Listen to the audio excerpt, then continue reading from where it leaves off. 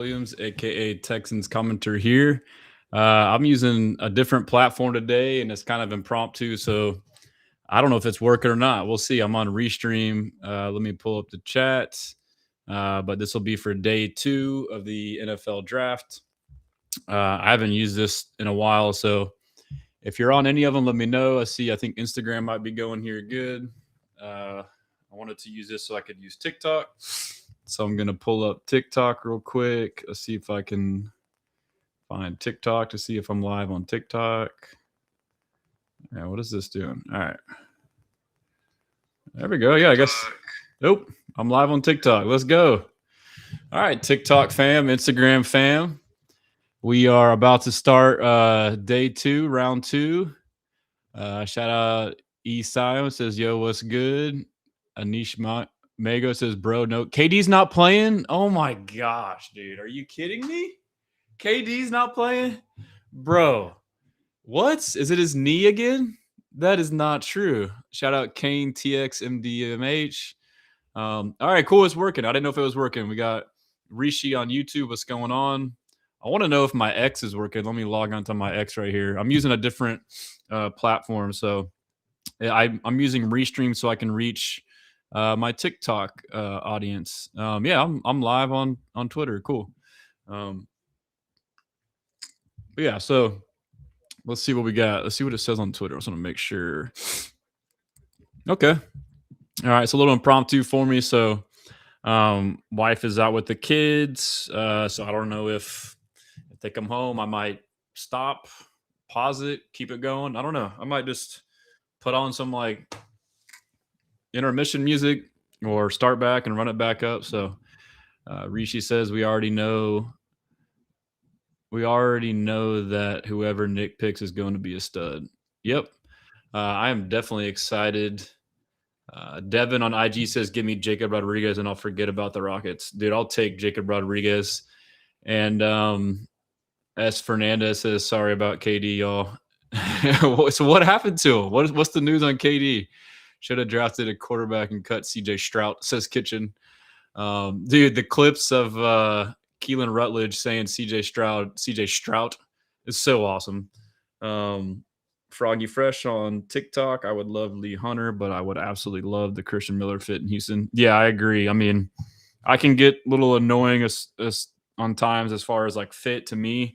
You know, some of those more traditional nose tackles like McDonald or Hunter or Orange aren't perfect fits for our scheme, or the wide 9 spacing. We need 3 techs. So yeah, Christian Miller is probably the best pick to have. Jacob Rodriguez, I would love to get to. I know some people love him, some people hate him. A lot of good tight ends. Sam Roush. We have homeboy from Ohio State, Max Clare. There's plenty of tight ends. Tight ends probably has more depth too. There's good edge rushers. There's still TJ Parker out there, Gabe Akis, who I think screams Texan to me. Yeah, Christian Miller, Tony B on IG, interior defensive line, right? I think so. Glenn says, and no KD tonight on TikTok. That's crazy, dude. Shout out. I don't know what your name is. Cross on TikTok. It says W Stressens. Sorry, I'm having to look down on my phone for the TikTok comments. Look at that. Ooh. Boom. Let's see. Going Sunday to watch the Rockets get swept by Braun, says Seabass. Thank goodness the draft is on so we can kind of just watch the Rockets, and if they win, cool. If they don't, whatever. We're about 7 minutes away from the draft. Let me know. Can y'all hear my audio from the side deal? If y'all can, I can turn it down. I think I can just put in my AirPod and I can hear it and y'all can't. That might be the best way to do that. So let's see here. Now it's okay. Cool. All right. Let me turn that up a little bit. Yeah, so yesterday was fun. I mean, Keelin Rutledge, let me know y'all's thoughts. I think most people liked it at first. Some people didn't. I think a lot of people are coming around to it. I love it. He's a dog, dude. Rishi, let's see. ASVAB waiver. Strong rumors of Jags trying to get in front of us at 38 so they have their pick of a DT. I could see it. Rishi, what are your thoughts on Kayden McDonald at 38? I hate having to talk about it, but I don't think he's a great fit. But like they could do it. You know, they met with several traditional nose tackle zero tech. Um, I would be surprised, but if they do it, I'm cool with it. Like he's a stud. But my whole point on that is you either change the scheme for him or you put him somewhere else that he's not best suited. So it'll be interesting to see if they do that. The MMB6, hope we take McDonald at 31. Yeah, everyone loves him, dude. I mean, I love the player, but shout out Marcus Wiley on IG. He says Christian Miller, that's my guy. He said go for Mike Washington. So running back's interesting. It'd be nice to add a running back, but we're kind of pretty good there relative to other positions. But I mean, I would still be fine with it. But if I had to list out like positions of need, I would have running back way down the list. I mean, I would say interior defensive line. You might make a case for cornerback 3 being up there in the top 3, and they seemingly are interested in meeting with corners. They met with veteran free agent corners. I'm beginning to see, they showed Jalen Smith, who's back working out, but like I saw his knee.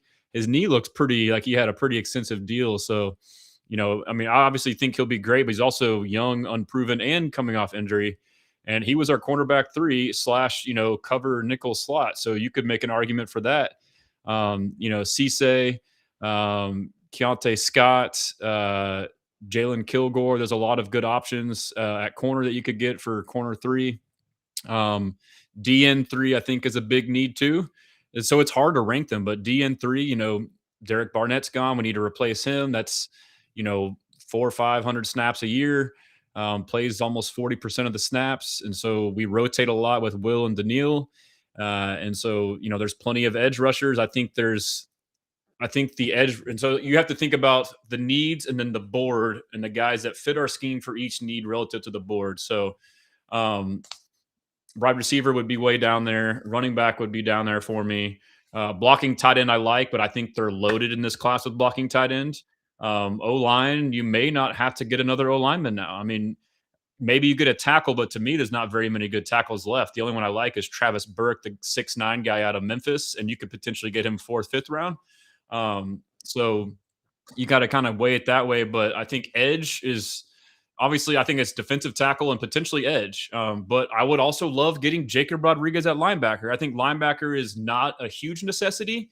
But if you could get a Jacob Rodriguez to play, I know he was a Mike linebacker, and I project that he could be a better will linebacker, weak side, outside backer, and kind of take over the role of Henry T and EJ Speed. But like if you were to get him, then you would probably move on from Henry To'oTo'o because he only has 1 year left. Then the best thing to do would be to trade him.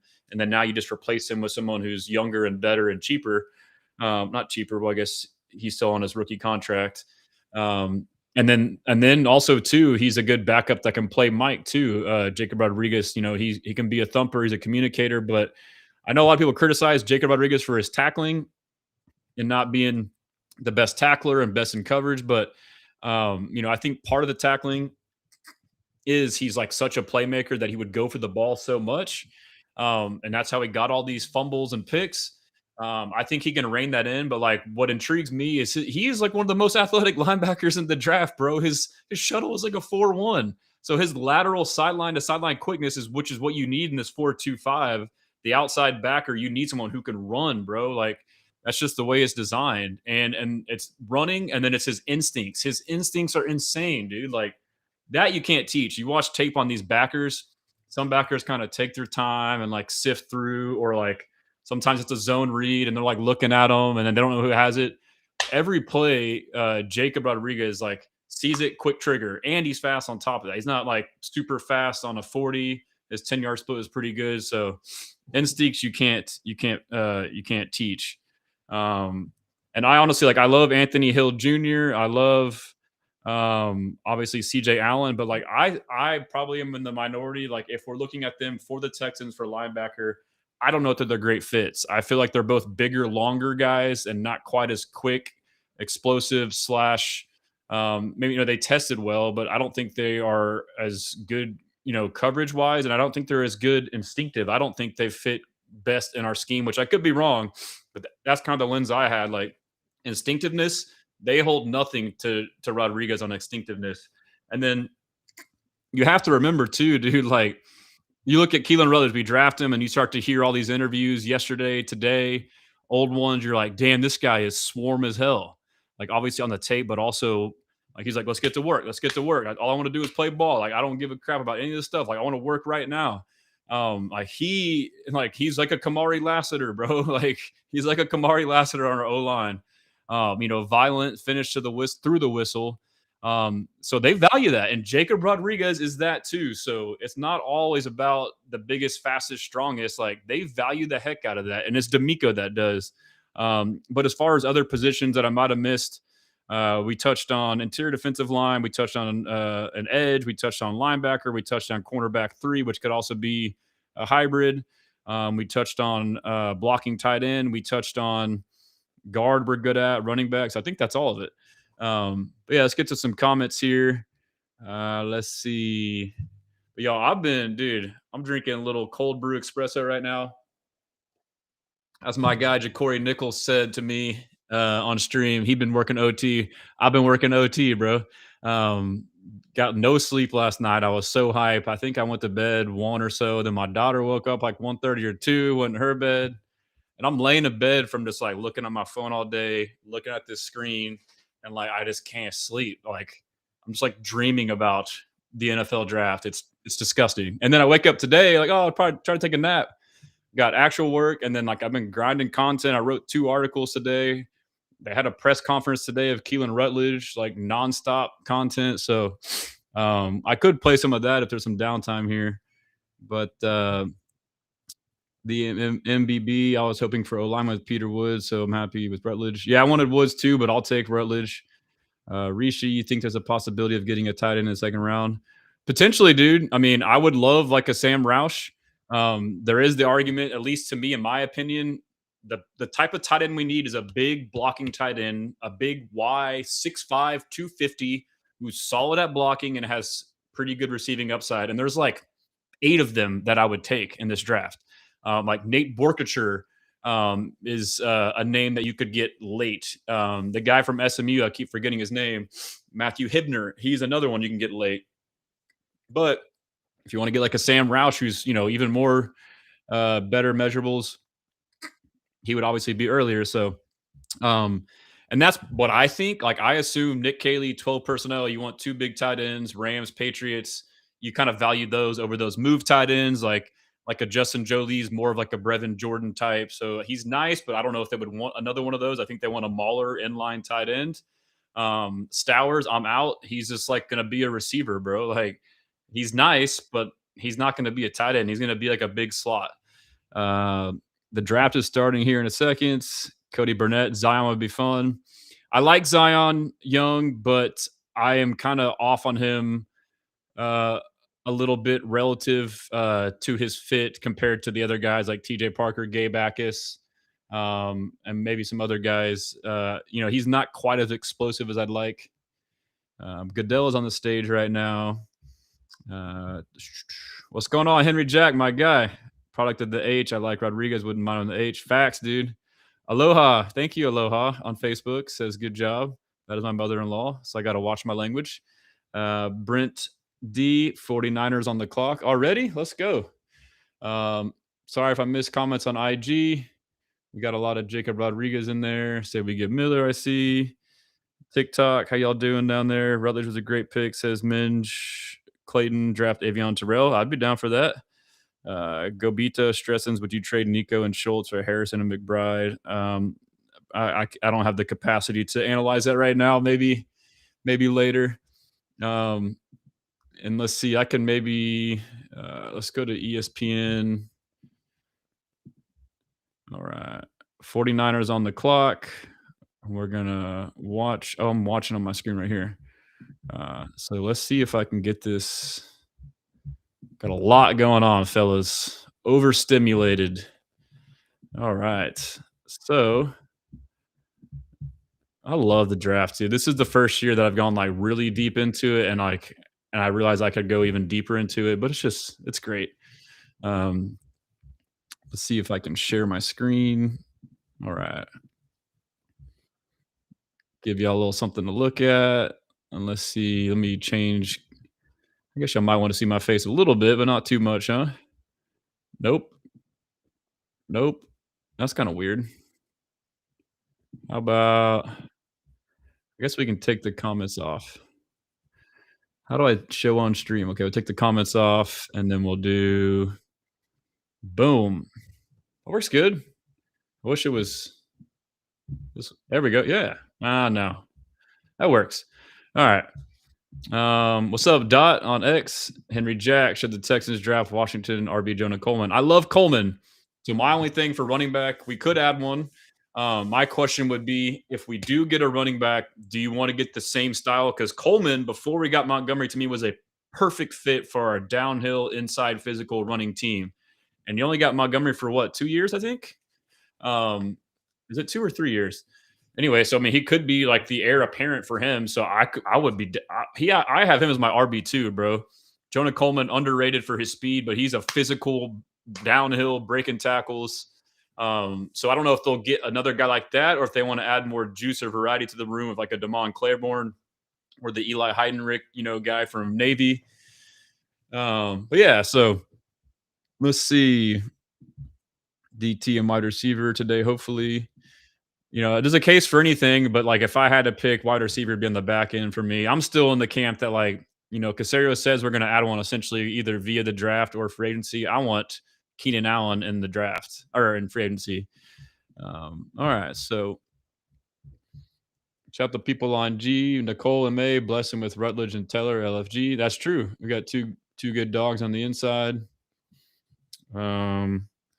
Let's see. Get Washington from Arkansas, says a user. Someone says, who you hoping for in the second? What's going on, Firm, on TikTok? Oh, shit. Houston stresses. I want my four guys, if I could get any of these guys, if I can get Jacob Rodriguez, Gabe Akis, Sam Roush, or Christian Miller, not in any order, probably Christian Miller first, I'll be through the roof. And so let's see if I can.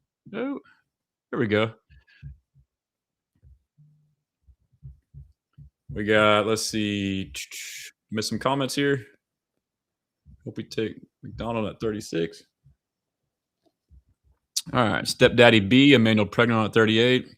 I don't know if it makes sense. I mean, they said they'd be open today in the presser about getting another interior guy, but I don't know if it makes sense.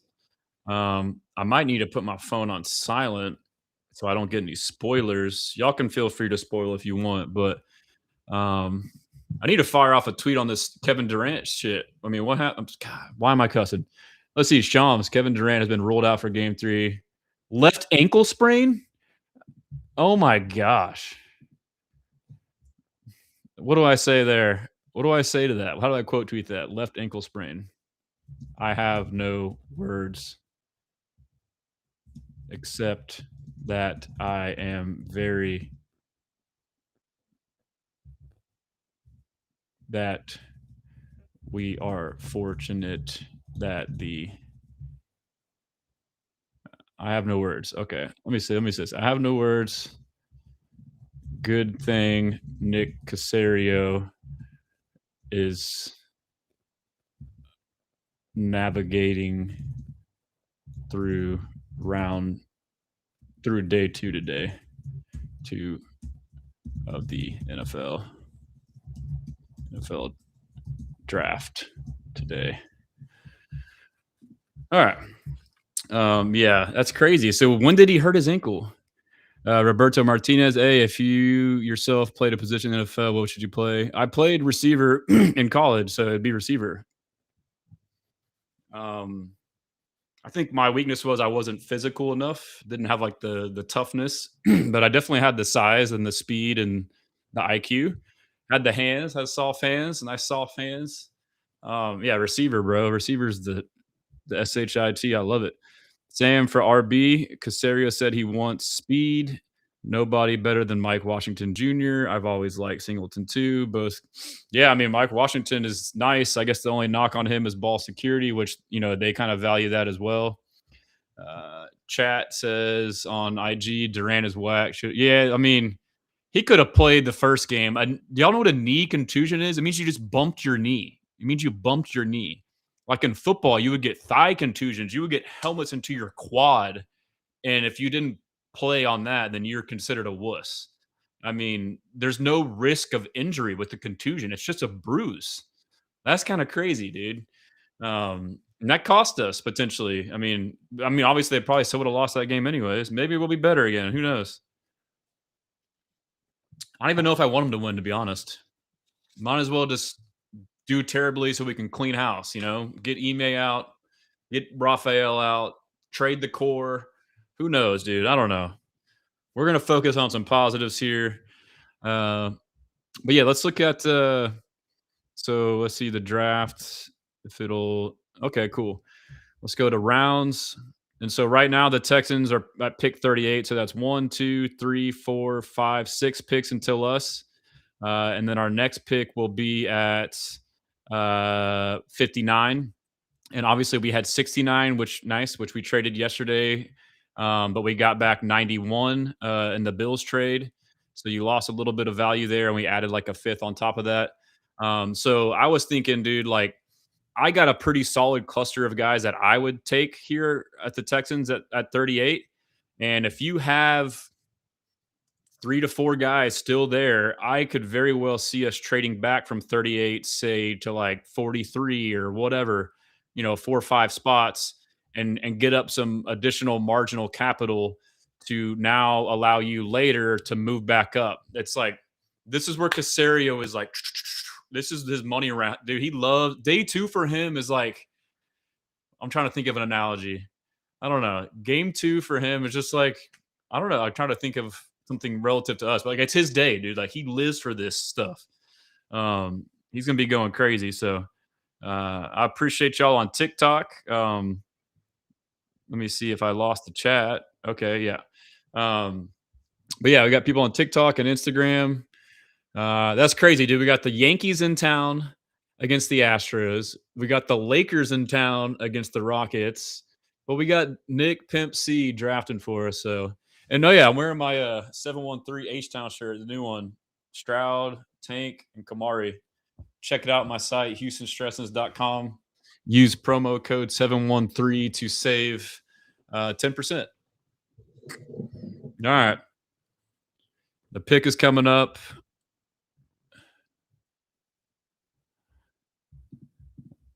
What's up? Why are the comments? I guess I'm going backwards.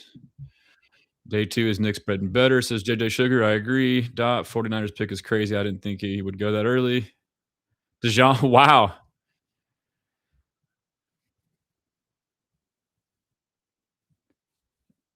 Deshaun Stribling. I mean, he's kind of nice. I know people were saying he's underrated, but I agree. I don't think he's basically a first rounder. First pick of the second round. And I'll be honest too, I didn't grind a bunch of college prospect tape. I mean, I know a decent amount of them from watching, highlights and watching the season, but Niners, Deshaun Stribling, interesting, because I'm trying to think. Ricky Pearsall they have as a slot. They lost Brandon Ayuk, so is he a Brandon Ayuk replacement? I would think that he is. Oh, you know what makes sense? I know what he's popular for. He's popular for blocking the crap out of guys, and they really value blocking in the Shanahan scheme. So, um, outside of DT and LB, every pick should be one on the offensive side, be good on defense. Yeah, I mean it's fair. Henry, if the Texans do draft Harold Perkins, I would like Harold Perkins as a potential linebacker. Kyle Lewis too. He's undersized, but he is an elite coverage guy. They could both those guys could play the will. Um, Replace him for Christian Harris. Yeah, that's true. Harold Perkins, he's not getting talked about enough. I think he'd be a good fit. Robbie wouldn't have made a difference with Ime's coach. Facts. Wayne B. Rig, bro. They wanted LeBron sexual to win. Stepdaddy B with Rutledge and center Emmanuel. We would be a solid backup in case of injury. I mean, I get it. I guess with Rutledge because he's center and guard. I mean, I wonder will they take another tackle? I still want Pat Coogan, dude. Pat Coogan's a dog, bro. Like if you get Pat Coogan now, but then I don't know, and then you just get rid of Jake Andrews altogether. Now you got 2 rookies battling it out for center and guard. I don't know. Steven Compete says Durant is soft. Hard to argue that. Wayne B. Reese. I think we're getting defense in the second, or think we are. Yeah, I'm for sure we'll get. I think defensive tackle makes sense. Henry should yeah, we got that one. Just making sure I got up all the comments here. Appreciate you guys tuning in. Y'all are the best. Where are we at here? All right. Hope we take McDonald. What are your thoughts on Kaden? So are the only comments that are you can do Facebook on here too. I'm tripping. All right. All right. I see the pick for the Cardinals. Yeah, over Boston is crazy. Stribling. That is crazy. Stribling sounds good from what I've seen. He's pretty big and fast, but definitely seems like a reach. I think they like his blocking. They put 49ers wide receiver roster and didn't put up Christian Kirk. LOL. That's hilarious, Kevin. Yeah, I forgot Kirk's on there. You got Kirk. Chase Basantis got selected. There's a lot of talk about him being a potential Texan, potential sneak into the first round. I was not high on him. I know people like him, not as a player per se, but I didn't like him as a fit. Like if you're watching now and watch the highlights, watch how much he uses his hands, which it can be scheme. He's not really he's kind of just like get off. He's not really. I guess he kind of got a pancake there, but he seemed more like a patty cake guy, which can be fine if you're in space. Like get off me, stay away. Look, he's just pushing him. Like drive the guy in the dirt. That's pass pro, obviously. That's different. I mean, that's not bad. I mean, from what I saw, he's a good player, but he wasn't a great fit for us. Regardless, we didn't get him. Cardinals, you can have him. Whatever. Stepdad, would he be? Wouldn't mind Miller and Hill today, though. Yeah, I mean, shit, you can't argue that. Can I show who's left on the board? Yes, I'm sorry. We'll go to best available. All right, so we got the best available right now. Texans are coming up, one pick closer now. Is Jermod McCoy, Emmanuel McNeil Warren. So McCoy's a question mark if someone will take him because his, health, but Emmanuel McNeil Warren should get taken soon. Good safety out of Toledo. Avion Terrell should get taken soon. Good cornerback out of Clemson. Denzel Boston should get taken soon. Wide receiver out of Washington. Kayden McDonald should get taken soon out of Ohio State. Zion Young should get taken soon. Edge out of Missouri. Cassius Howell should get taken soon. He may slide because of his size, his arm length, and weight.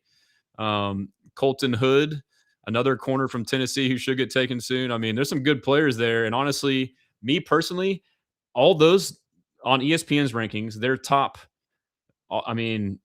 10. I wouldn't even take.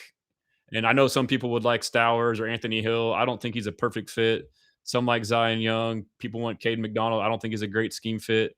So to me, that lines up to where like my board, I would take Brandon Cisse potentially. I would take Zachariah Branch potentially, even though I said wide receiver is not a huge one. But Zachariah Branch is one of the few receivers I would take because he would be a different receiver in the sense that he would be a quick slot receiver that can be a screen guy. We don't have a yak or a run after catch guy, so that could be something big there.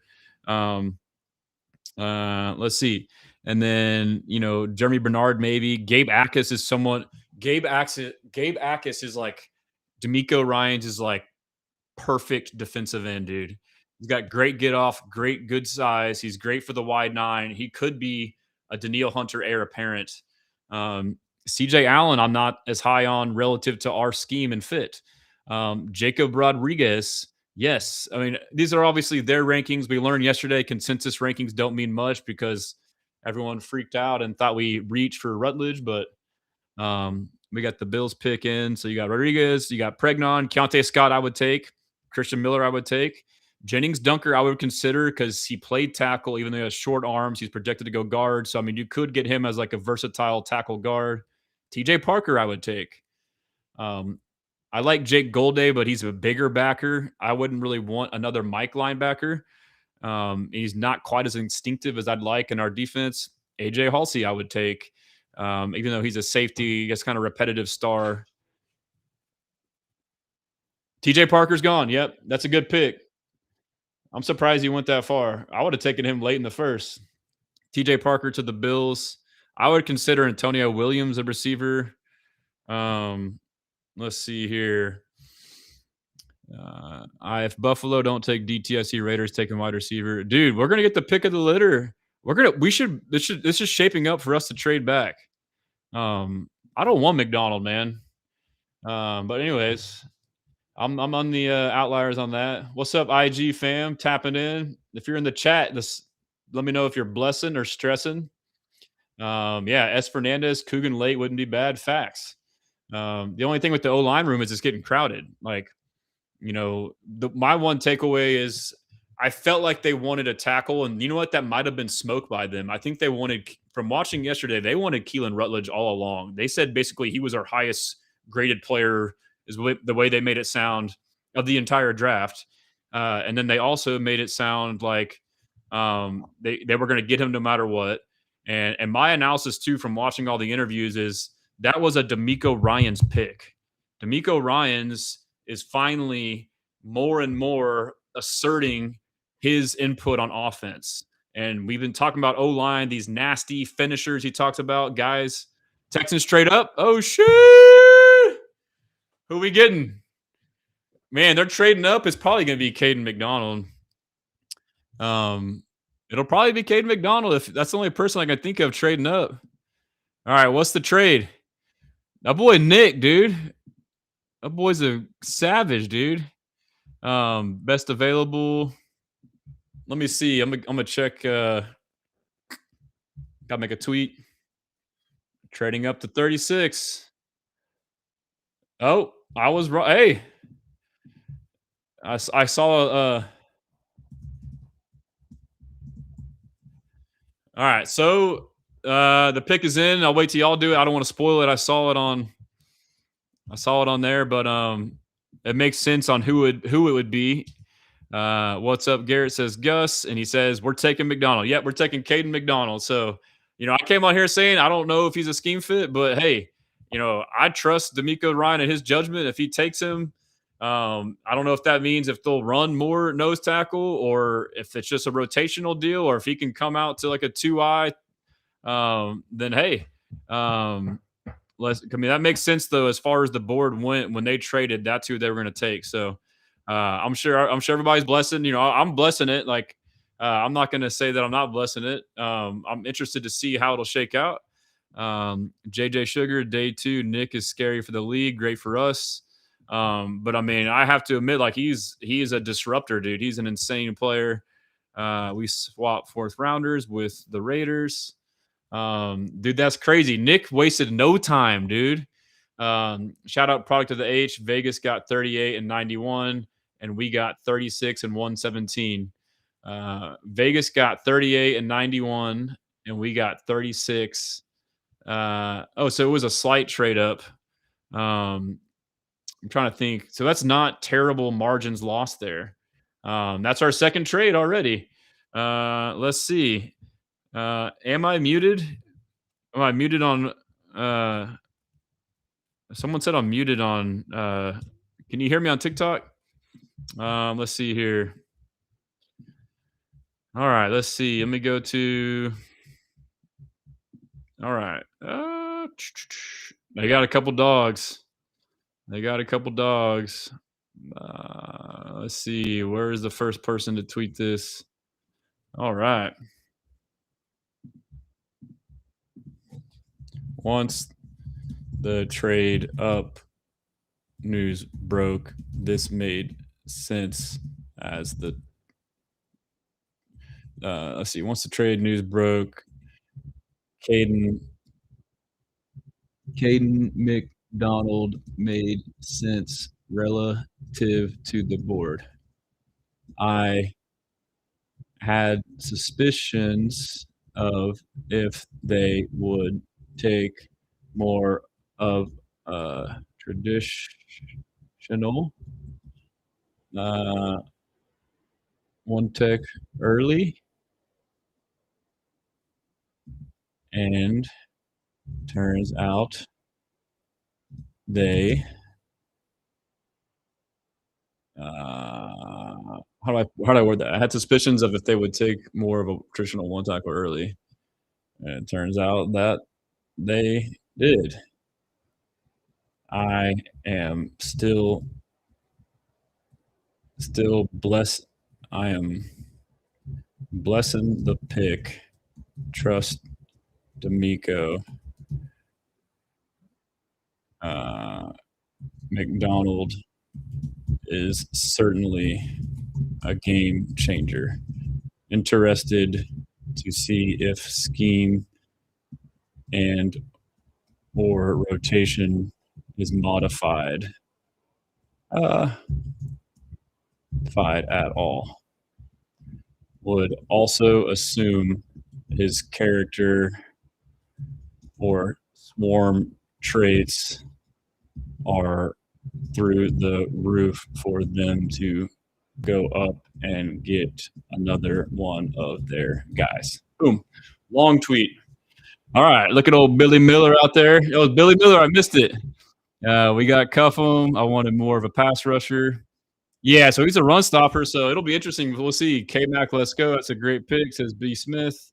Yeah, I mean, I'm with it. Like you can kind of like project, like me, like think I don't know if it'll work. End of the day, though, defensive player. If DeMeco takes somebody, I trust him to make it work. Sam Miller, I think they wanted stuff to run better. We got pitched back too much on short yardage situations. Imagine McDonald and Togi out together. That's going to be hard to push back. Facts. Um, and I guess too, he's crying, dude. I'm watching him walk down right now. And I gotta make a post on Instagram.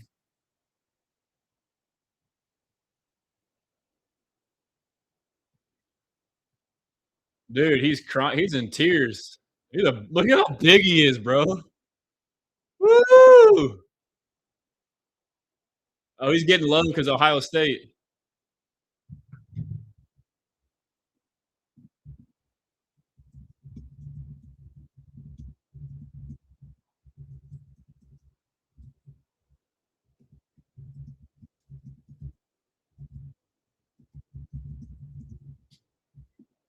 That's awesome to see, man. Dude, look at that, dude. Bro, we built the trenches, bro. We got a dog on the interior and a dog on the interior on the other side. That's insane. Oh my gosh. My question is he gonna do the eye black in the NFL? That's my question. The all face paint eye black all over his face.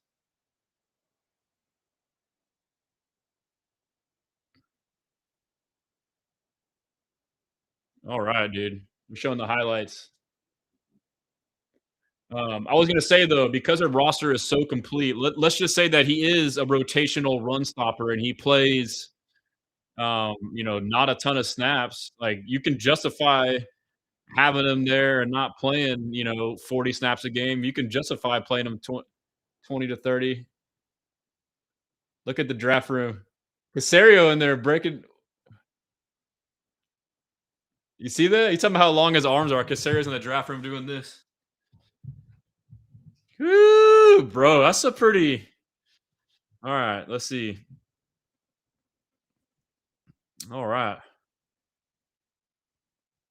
He's talking right now.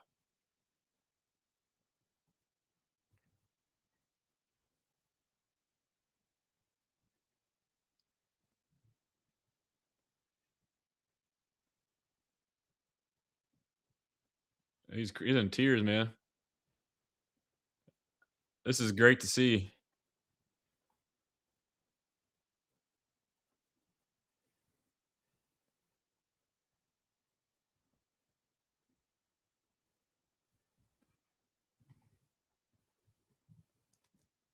Yeah, he's like he can't even talk. He's just I want to learn about his background. He must have had like a crazy upbringing. It's like a full circle moment for him. It's got to be something like that. I'm making the post on the gram. Sorry, I'm making content while streaming. I got to get it out there. Let's see. Let's post this picture. What should the song be? Bulls on parade or what? Overlay. Dang it. Sorry, not good radio, fellas. All right, right there. Let's see. Okay, Bulls on parade. Bulls on parade. Oh no. Let's see. Texans traded up. What was the trade again? We traded up to. We traded for 36.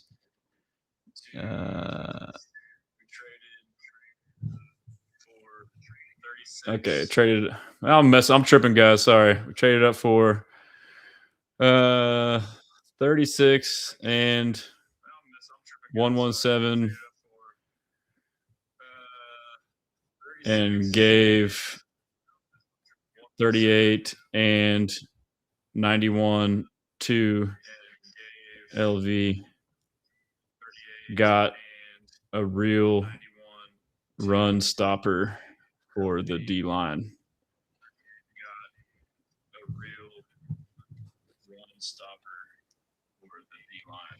Sorry, my audio's all messed up. That's not fun radio, but hey, here we are.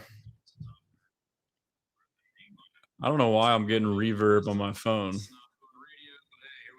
Turn that down. There we go. All right. Post it there. We got too much stuff going on, fellas. And then I'll post it to TikTok real quick for the TikTok fam. I'll post it to TikTok fam later. Shout out Beer Belly. What's up, Beer Belly? Big dubs. I'm with it. J-Rod would be sick. Am I muted on TikTok or no? Let's get to the comments. Let me know what y'all think. Blessing or stretching. Hunter Sonnier, such a great pick. So what picks do we have now? Our picks now. We'll go to teams. Let's go to Texans. So we got picks 27th pick in the second round. And we got 6th in the 4th, 17th in the 4th.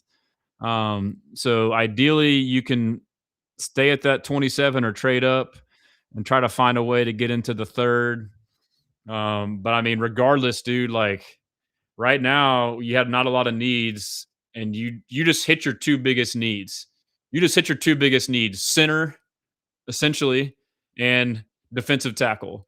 Jason Fontenberry, BLESSAN, Cam with the fire. We got Rishi. We got the guy I thought we would pick in the first round and the second round. The guy I thought we'd pick in the second and the first. Yeah, so that's what's crazy about the mock drafts. And hey, it worked out the same, right? And like they say, once they get in the building, it don't matter where you got drafted. JJ Sugar is back. He loves our team, dude. I love to hear it.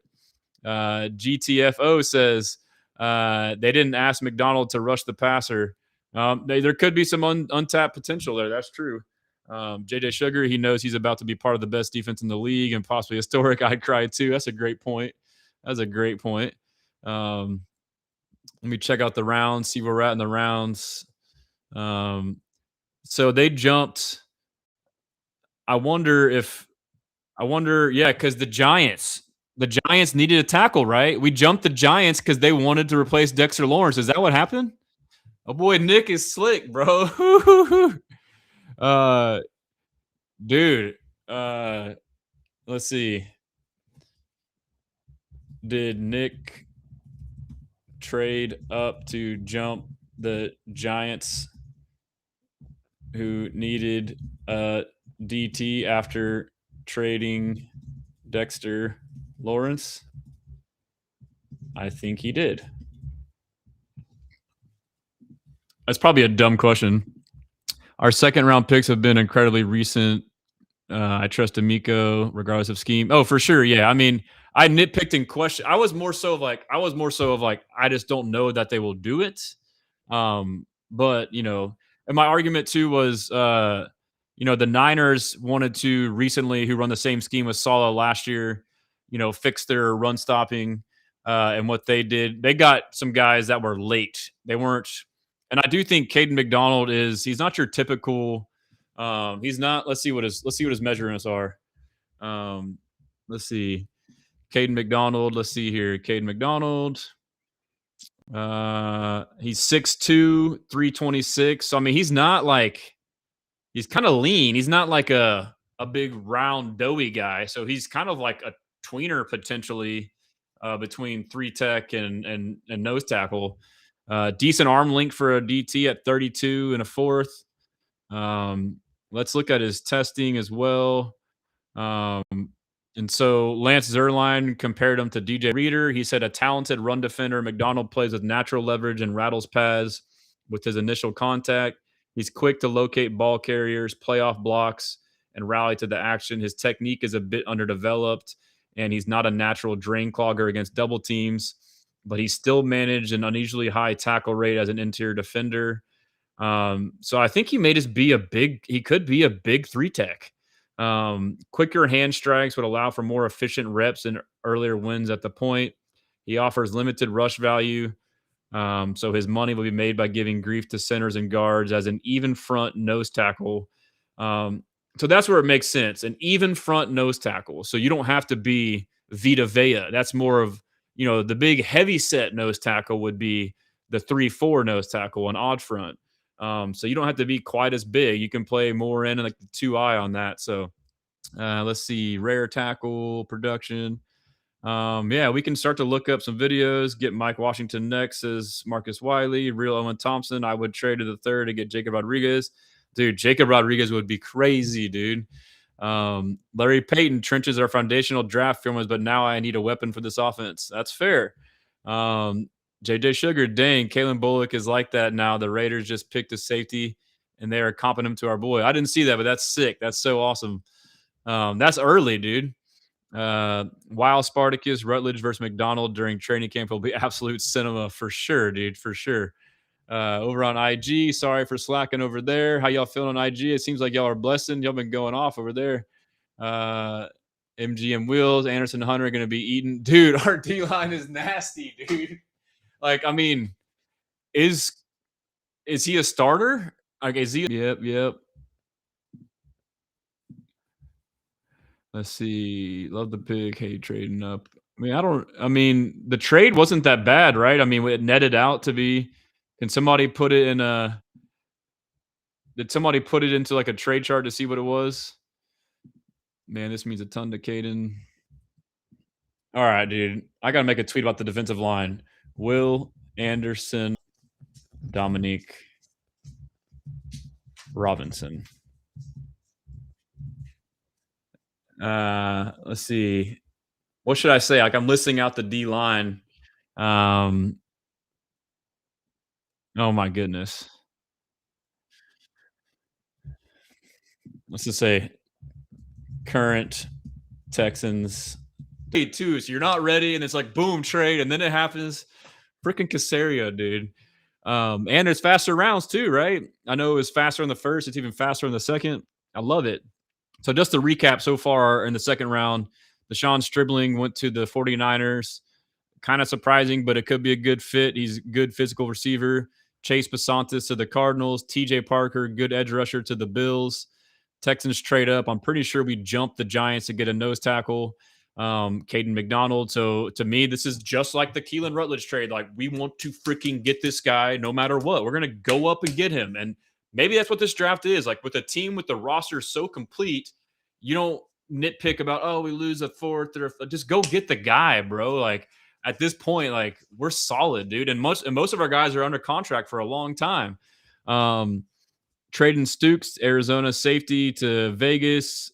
Colton Hood went to the Giants after us. Denzel Boston, receiver, just went to the Browns. That makes sense. That's a good fit. Yeah, so this is dope, fellas. We blessing. Wayne B. Reese, next pick, offensive watch, RB or tight end. I would love a tight end, dude. Sam Roush. We got a little ways to go, huh? We're at 59, right?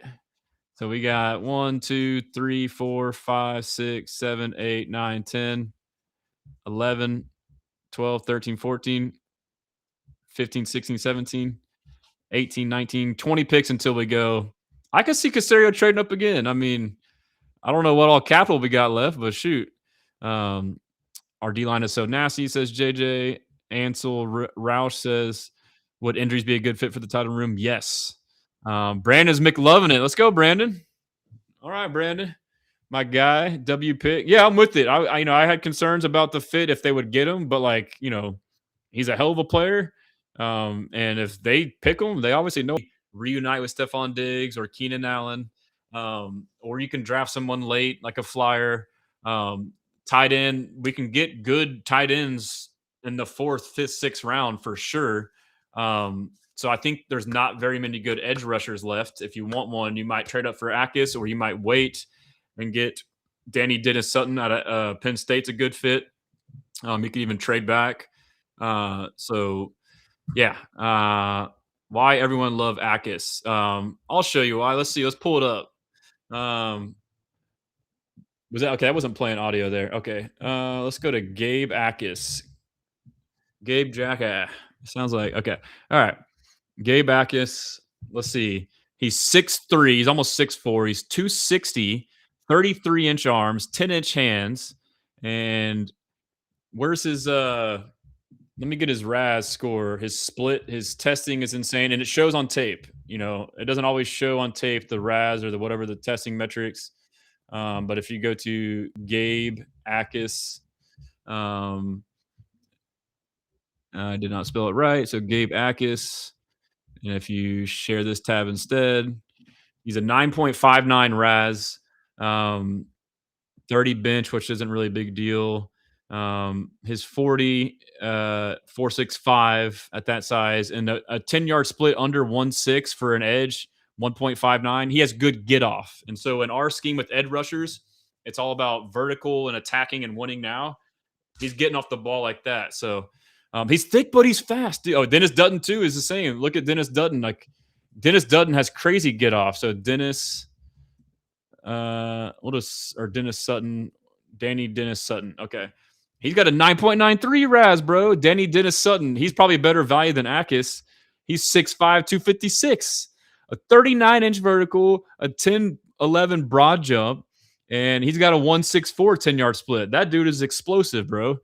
Zion Young, I like him. He's not quite as explosive as these guys for our scheme, but I mean, he's still good. Zion Young, his RAS 7.67, 31-inch vertical, that not quite explosive. Broad jump 9 feet 9 inches, not quite explosive, or 9.09. And then his 10-yard split 1.72. And like you can look at this and look at film. This one matches up. Like he's still good, but he doesn't have the get off that Akis, that Sutton have. I mean, those guys get off the ball. And so like when you listen to these D linemen in our scheme, they say it's about winning now. So while we're here, let's look at Kayden McDonald's Kayden McDonald RAS. I guess there was not much testing. So was there any Kayden McDonald Pro Day? Did they put any numbers out there for him? I'm curious. Like he seems like he's pretty explosive and quick off the ball. Well, I guess you don't see it, but whatever. But yeah, so let's see. He thick, Zion Young, trade up for Hill or McCoy, and I'm taking a few shots tonight. Houston be greedy. Nick gonna take a punter at 59. That'd be hilarious. That'd be so funny. Turtle says Jake Slaughter from Florida. We need. I don't know. I mean, I feel like he's more of a in space guy, but you think we need one even after we got Rutledge? KC trying to fix their defense. That's right. Tim Settle replacement. Yeah, I guess he is a Tim Settle replacement, and he's quite the replacement for Tim Settle. That's a great point. I wouldn't trade up for Zion Young still, but who knows? They might if they like him. Let's see. Yep, we're good here. IG, how y'all doing? Miss any good questions or comments? Capo Chris, LFG, Kaden the dog, Valencia, my girl, blessing. Do we get Jacob? I would love to get Jacob Rodriguez. How many tight ends have been picked so far? One. Yeah, I think it's only Kenyon Sadiq. Christian Miller just got taken. So, I mean, it was either Christian Miller or Kayden McDonald. I mean, they got their guy. Scott Ye says, what's our next pick? 59. Do we go halfback or tight end? I don't know, man. I think you might go. Let's go to the Texans teams. ESPN, it had offensive guard and center the knee. Those are both check with Rutledge, defensive tackle. I mean, they could go corner, dude. They could really go corner. Maybe I should do a poll on Twitter. What position, assuming you have to pick one, would you draft next for the Texans? That's a good question. So let's do a poll. The poll will be linebacker, running back. Oh, this is tough. I mean, what should be the top four options? Defensive end, tight end. I guess I missed corner should be on there. Linebacker. We'll take. I'll put cornerback on there. You know what? Let's see. What side of the ball would you draft next for the Texans? I'll do offense and defense. Offense, defense. I appreciate you guys tapping in, man. I know it's Friday, random. I probably all got stuff going on, but I appreciate it, man. It makes it fun, and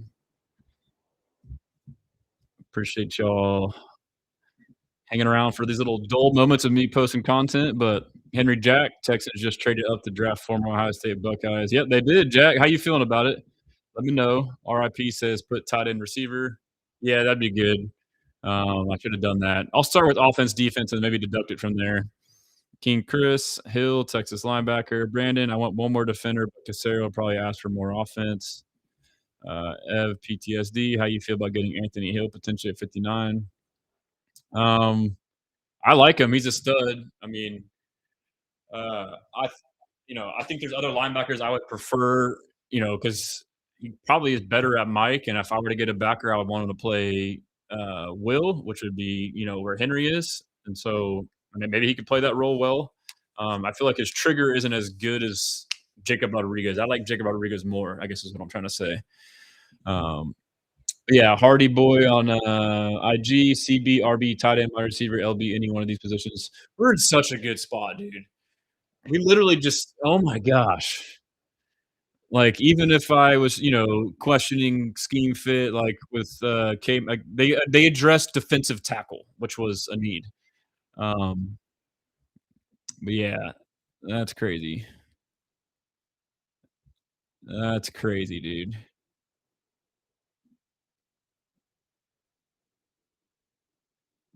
Yeah, so they pretty much sniped the Giants, dude. Giants just sitting there. Man, this seems like a ton. Means a ton to Kayden McDonald. Um, what was I gonna say? I'm gonna say something on here.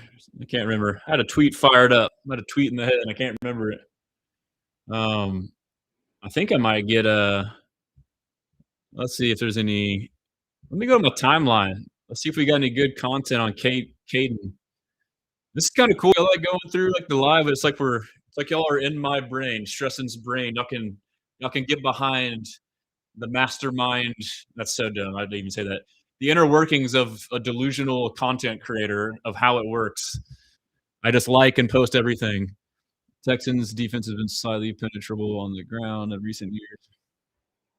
We'll repost that. We can watch that in a second. Um, let's see. I was going to say DeMeco Ryans and Nick Caserio filled their two biggest needs back to back in center slash guard and defensive tackle, and traded up for both guys, signaling these are guys they had to have. Guys they had to have.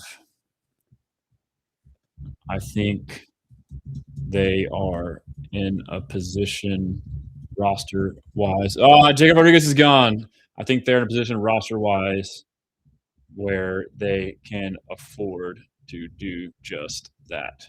I think they are in a position roster wise where they can afford to do just that. DeMeco Ryans and Nick Caserio filled their two biggest needs back to back in center guard and defensive tackle and traded up for both guys, signaling these are guys they had to have. I think they are in position roster wise where they can afford to do just that. All right. What we got? What we got? What we got? Never mind. LOL. I hope McDonald's pans out. Analysis I saw was eventual starter. Hey, but you know what? And so, my critique was, and I am kind of hypocritical in the sense too, because I was talking about potentially taking an edge in round one, and that edge would play 35-40% of the snaps. Um, and you now got Kayden McDonald in the second, where, if he is a rotational run stopper at the least, he'll get 30 to 40% of the snaps. It'll be the same thing that I was griping about.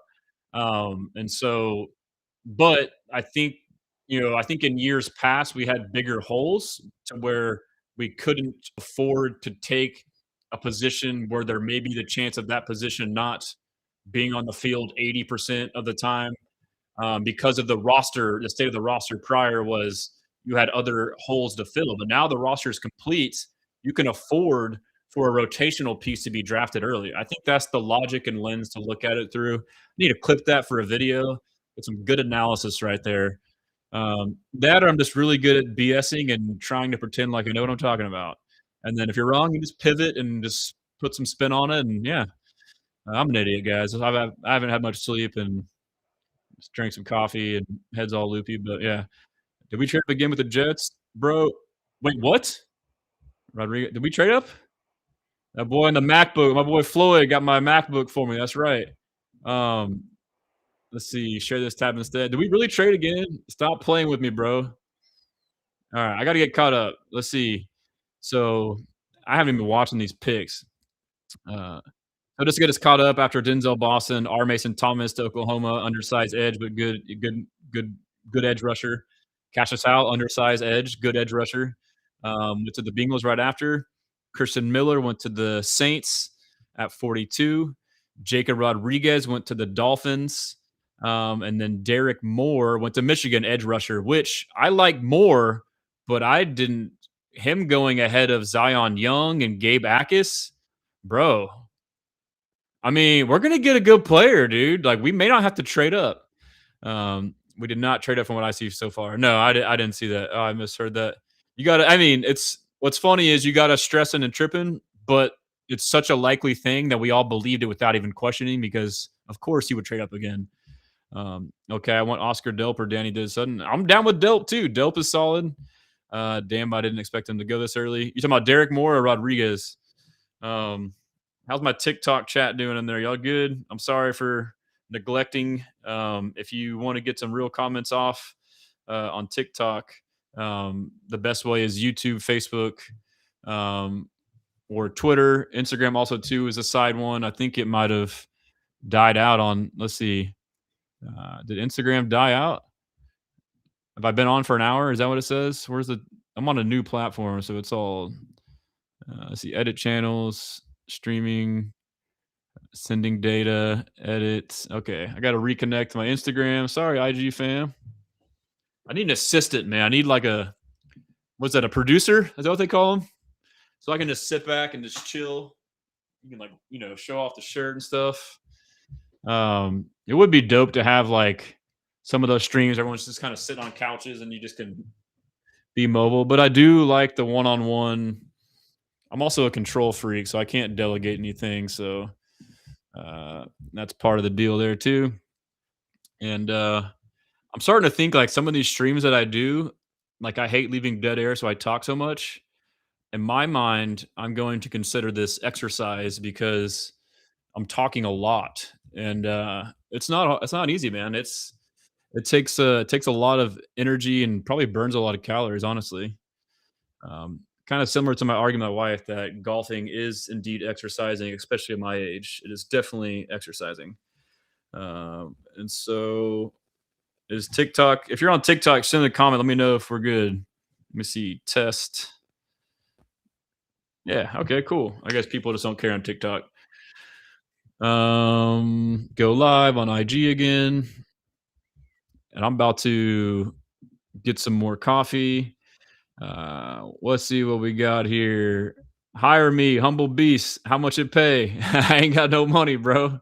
There is, I got, I do get some money from like Twitter and Facebook for posting. I just enabled super chats on here. I don't know if it works on. I'm on a new platform, but if you want a super chat, feel free and go for it. But I sell merch. 713 H Town. They're affordable shirts. It's more so. I don't really make much on them. It's more so about getting cool content out there for everybody. Shout out Sammy Franco. He says, "Thank you for covering, bro. I appreciate it." I partnered with Sammy on the Nick Casero tee, which I wore yesterday. It's on my site. Um, but yeah, I've been thinking too about Humble B says I'll do it for the love of the game. I just got to get organized, man. So um, you know, I do have like quote unquote a couple interns in the past. Abdul Agani, shout out Abdul. Andrew, who's Texans takeover. I don't really call it an internship, but Andrew helped me with a lot of the stuff on our site or my site, but he helped me with, the draft tracker and all that stuff.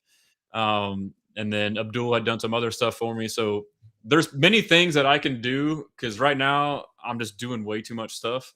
I could make this like a good deal and like provide value. Like Abdul was, he wanted to be called an intern. I didn't really like the name because it just felt weird. Like but he put me on his resume because he reached out to me proactively.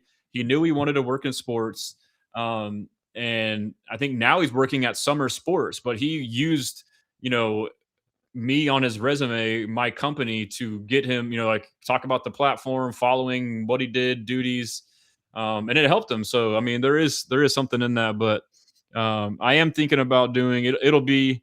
Um, it will be soon. I will be doing. I'll be doing like a membership program. I think initially I'll do. I've been thinking about it for a while. I don't want to create more work for myself, but I think what I'm going to do is just throw it out there. And it's like, hey, I like to keep my content free, everything I do. And it's just a way to support if you want. And then maybe down the road, find a way to give perks. I don't want to do it and then have to now create more content on top. But like, and I don't know if there is a demand for private streams or private articles or if I even want that, honestly. But yeah, I might do that to help because I've been building the crap out of this. I'm either going to have to scale it back soon or find ways to justify it with the wife a little bit. But selfishly, that's like my big goal in all this. I joke, it's not really, but this is just a natural evolution. Diehard fan. But I joke with my wife all the time. I'm trying to make this a job. So now it's like, I got to watch football like all the time. I got to tweet all the time. Like it's my job. As I get older, my kids get older. Like, I'm sorry, I got to work, guys. Um, Anyhow, y'all don't care to hear about that. Sean Miller, man, if you do something in a group, I'm throwing my hat in. I think I'll be great in these. Um, yeah, I mean, I'll have to start doing that. Like I do interviews. I got Mark Ingram. Um, I interview people in the off season here coming up. Maybe I'll start doing some more collaborative stuff. I joined other shows. It's been a while, but I've been focusing on all my stuff, just building the heck out of it. So Young and Trotter are gone, says Hensley. Interesting to see where the Colts and Jags get this round. Colts and Jags are just now picking. That's crazy. Biggest thing is building the brand, is being consistent. That's true, and I'm probably overly consistent. I just spam a bunch of stuff, and that's been my approach. Is like just go balls of the wall until you get a good platform, then kind of figure out. Um, I'm not very creative, so uh, MGM Wheels, we have 59, 106, 117, 243 left. He asks. Let me go to, let's see. Let me go to the Texans teams. They call him a linebacker. Zion Young to the Ravens. That's a good fit. Dude, Gabe Akis is still there. So we got 27 in the second. I don't know why they didn't just give me the number. And then we got the 6th pick in the 4th round. So we got one more pick today. I thought we had a 3rd. I guess not. Did we trade away our 3rd? Is that what it was? I can't keep up with all of it, but we got one more pick left today. And I would assume I'm thinking we may stay at 27. And then if you got a pick in the 4th round at the 6th and the 17th. I think you could package some sort of those to move up into the 3rd, I'd imagine. Rockets cooked, yes. Have they started playing yet? I don't even know if I want to freaking watch that dumpster fire, dude. They play at 7. I guess y'all can keep me updated. And let's see. I'll get caught up on the draft picks, rounds, get us all up to speed. Yeah, so Derek Moore got taken. We saw that. Zion Young. We'll go to best available right now. Jermod McCoy is falling. The injury news is real. McNeil Warren. People had him going at 18 overall, still on the board. Avion Terrell, solid corner. I mean, I could see them taking him. Anthony Hill Jr., Eli Stowers, Brandon Cisse, Zachariah Branch. I wouldn't mind that. Chris Brazzell. I know people like him as a receiver. I don't know if I would take him relative to our system and grouping. Bernard, I know people like him as a fit potentially. The Texans, that's not a bad fit. Akis, CJ Allen, Pregnon, Keontae Scott, Jennings Dunker. A lot of names, man. A lot of names. D'Angelo Pons later on down there. Mike Washington, Max Clare. Even like further, Jalen Kilgore is a name I would like. Sam Roush is later on down. You don't want to reach for that yet. Kyle Lewis. Grayson Halton, which now I don't think we need another defensive tackle. So Danny Dennis Sutton at 50. Let's see who else we got. All right, Josiah Trotter. He's solid for the Bucks. He's a true Mike linebacker, dude. I love his tape. He's a thumper, bro. He's instinctive too. I like Trotter.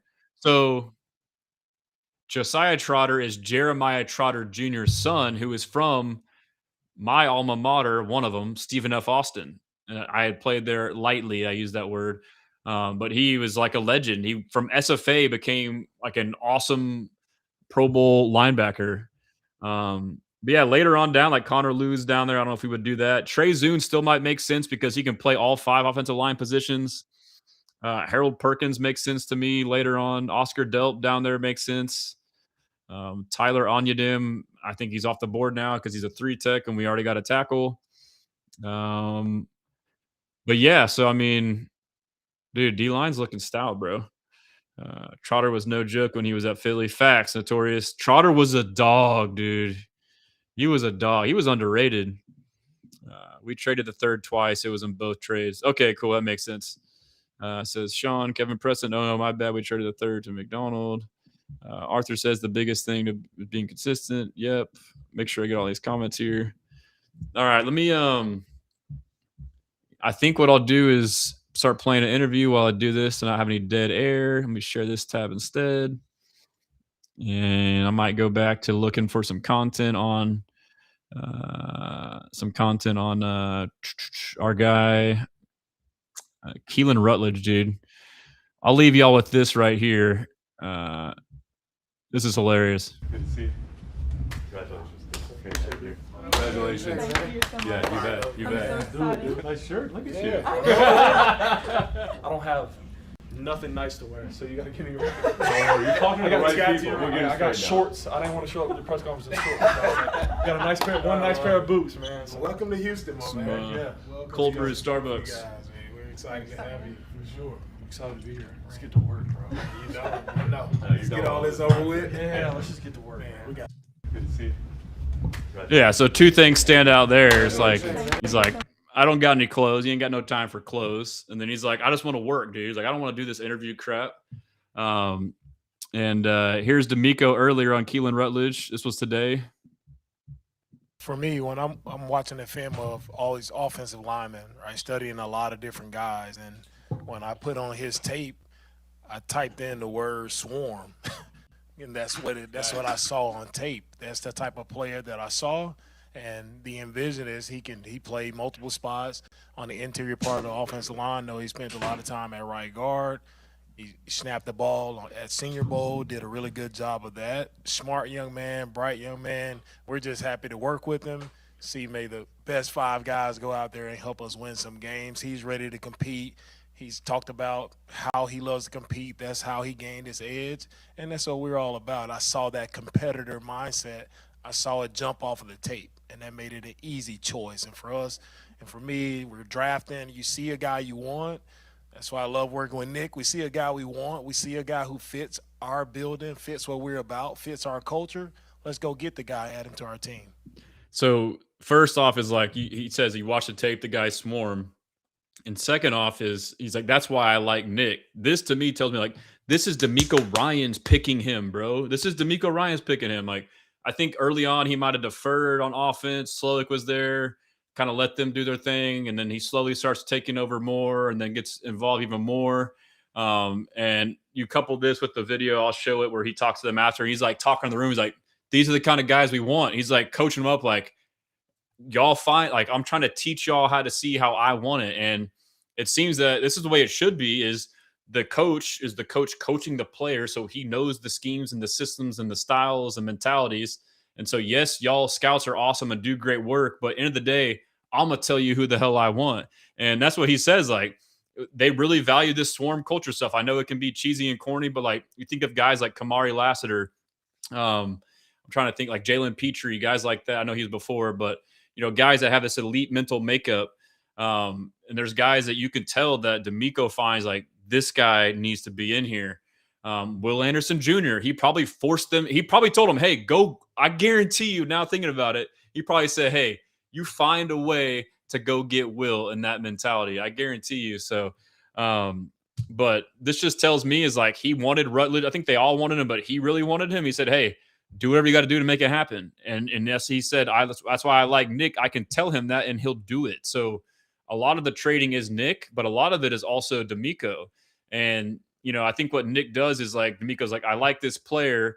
And then Nick is like, okay, we're going to target this player and we're going to find a way to get him at the last possible place that we can. Like try not to reach. Like we're seeing that we're going right in front of teams to get him. So, dude, and Miko, and like I had this recollection. Nicole says that revelation, and I've known this, but like DeMeco is a genius, dude, when it comes to scouting talent. Like he is insane. Like if you watch the pressers during the year, the interviews like with Mark Vandermeer and John Harris, like even when they scout other teams, he'll like talk about other players. Like you can tell when he talks about certain players, but like the guys he really gets lit up for, like he knows. Like Ashton Genty, he was like, I know he's down, but he's like, this guy is a dog. Like, so like whenever he puts his stamp on somebody, there's even like underlying guys. I mean, you look at like all of our free agent signings, that's all him, bro. Like all these guys like Tim Settle, Mario Edwards, like that come in that are nothing. Like if he finds them, he finds them for a reason. Like Logan Hall, he went and got that MFer, and like that's going to be a home run because of him. Like he found him. And so, I mean, this guy knows what he's doing, dude. Like, and you couple that with Nick Caserio and his staff who also know what they're doing, but they're also willing to work with him to make it happen. I think it's been a mix, but I think DeMeco is slowly getting more and more control over the whole thing, which is good. So I think that he is a good evaluator. This O-line thing he's been talking about it since the first year, you know, how we need to get this. He's been having a hard time finally getting them to be able to get all those type of guys in the O-line. And it's multiple reasons. One, you had incumbent inherited guys that kind of took a while to shed off.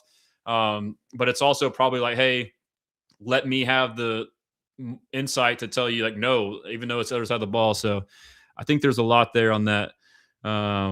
But yeah, nice little rant. Arthur says Swarm isn't cheesy. What's cheesy is tough, smart, dependable at every presser. That is true. That is true. Get us caught up on the rounds here. I see rounds. Yeah, I may not be able to do the third round. We'll see if the family comes home soon. But yeah, Jeremy Bernard, receiver, got taken by the Steelers. And the Falcons are up. But yeah, so wrote some articles. I think someone said they read it. I appreciate it, even though I was wrong on Kayden McDonald. Doesn't mean I don't like him. A lot of good LB still on the board, says Sammy. That is true. Nicole says Rutledge and Taylor. Nobody getting through to CJ. Facts. But yeah, let's see. Keelin Rutledge, on if he's met any Texans players yet. Yes, sir. CJ Stroud came by, texted me. CJ Stroud. Will texted me, and CJ Stroud came by the hotel. We talked for a long time. He's a great human being, first and foremost, but obviously we all know how he is out on the grass, and he's he's made the right stuff. So he's a great dude, man. Just great for him to come up there and take the time to come talk to me. CJ Stroud is hilarious, dude. I love it. I don't think he's like saying his name wrong, like he doesn't know. I think he just talks that way. Like you ever meet like a country or like a Louisiana person, they just say words like a different kind of a certain kind of way. But yeah, we'll keep going through. Here's the reaction posted by Keelin Rutledge's agent to him getting drafted. With the 26th pick in the 2026 NFL Draft, the Houston Texans select Keelin Rutledge. Let's go! Let's go, bro. This shit's real! Let's go! Yo.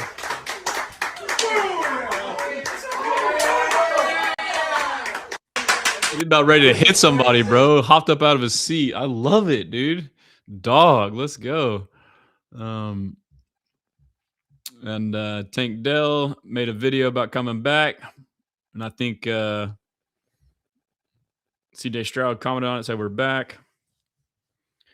Yeah, Jacob Rodriguez was my draft crush. I still don't buy on Tutu. Yeah, Rodriguez was nice. This was pretty good. This is it's a 4-minute long video though, but from Sports Talk 790, Coach Brent Key, which is Keelin's coach at Georgia Tech, O-line coach, now head coach. He said that this is the toughest dude I've ever coached. I can confidently say now that he's the best O-lineman I've ever coached in my 25 years of coaching college football. That's a pretty good endorsement. And here's a video. Let's see what this is. Oh. Here at the line of scrimmage, you know what I want? I want really nasty rugged. And this is the toughest dude in the draft. Multiple people told me that. Give me the nastiest, meanest, fire-breathing, rip your head off, unapologetic about it. It's Keelin Rutledge. Rutledge is interesting because I love everything about him. I talked about him being a bully. I talk about how athletic he is, climbing to the next level, how physical he is at the point of attack, how he has set the table for everything that you look for at the line of scrimmage, the point of attack.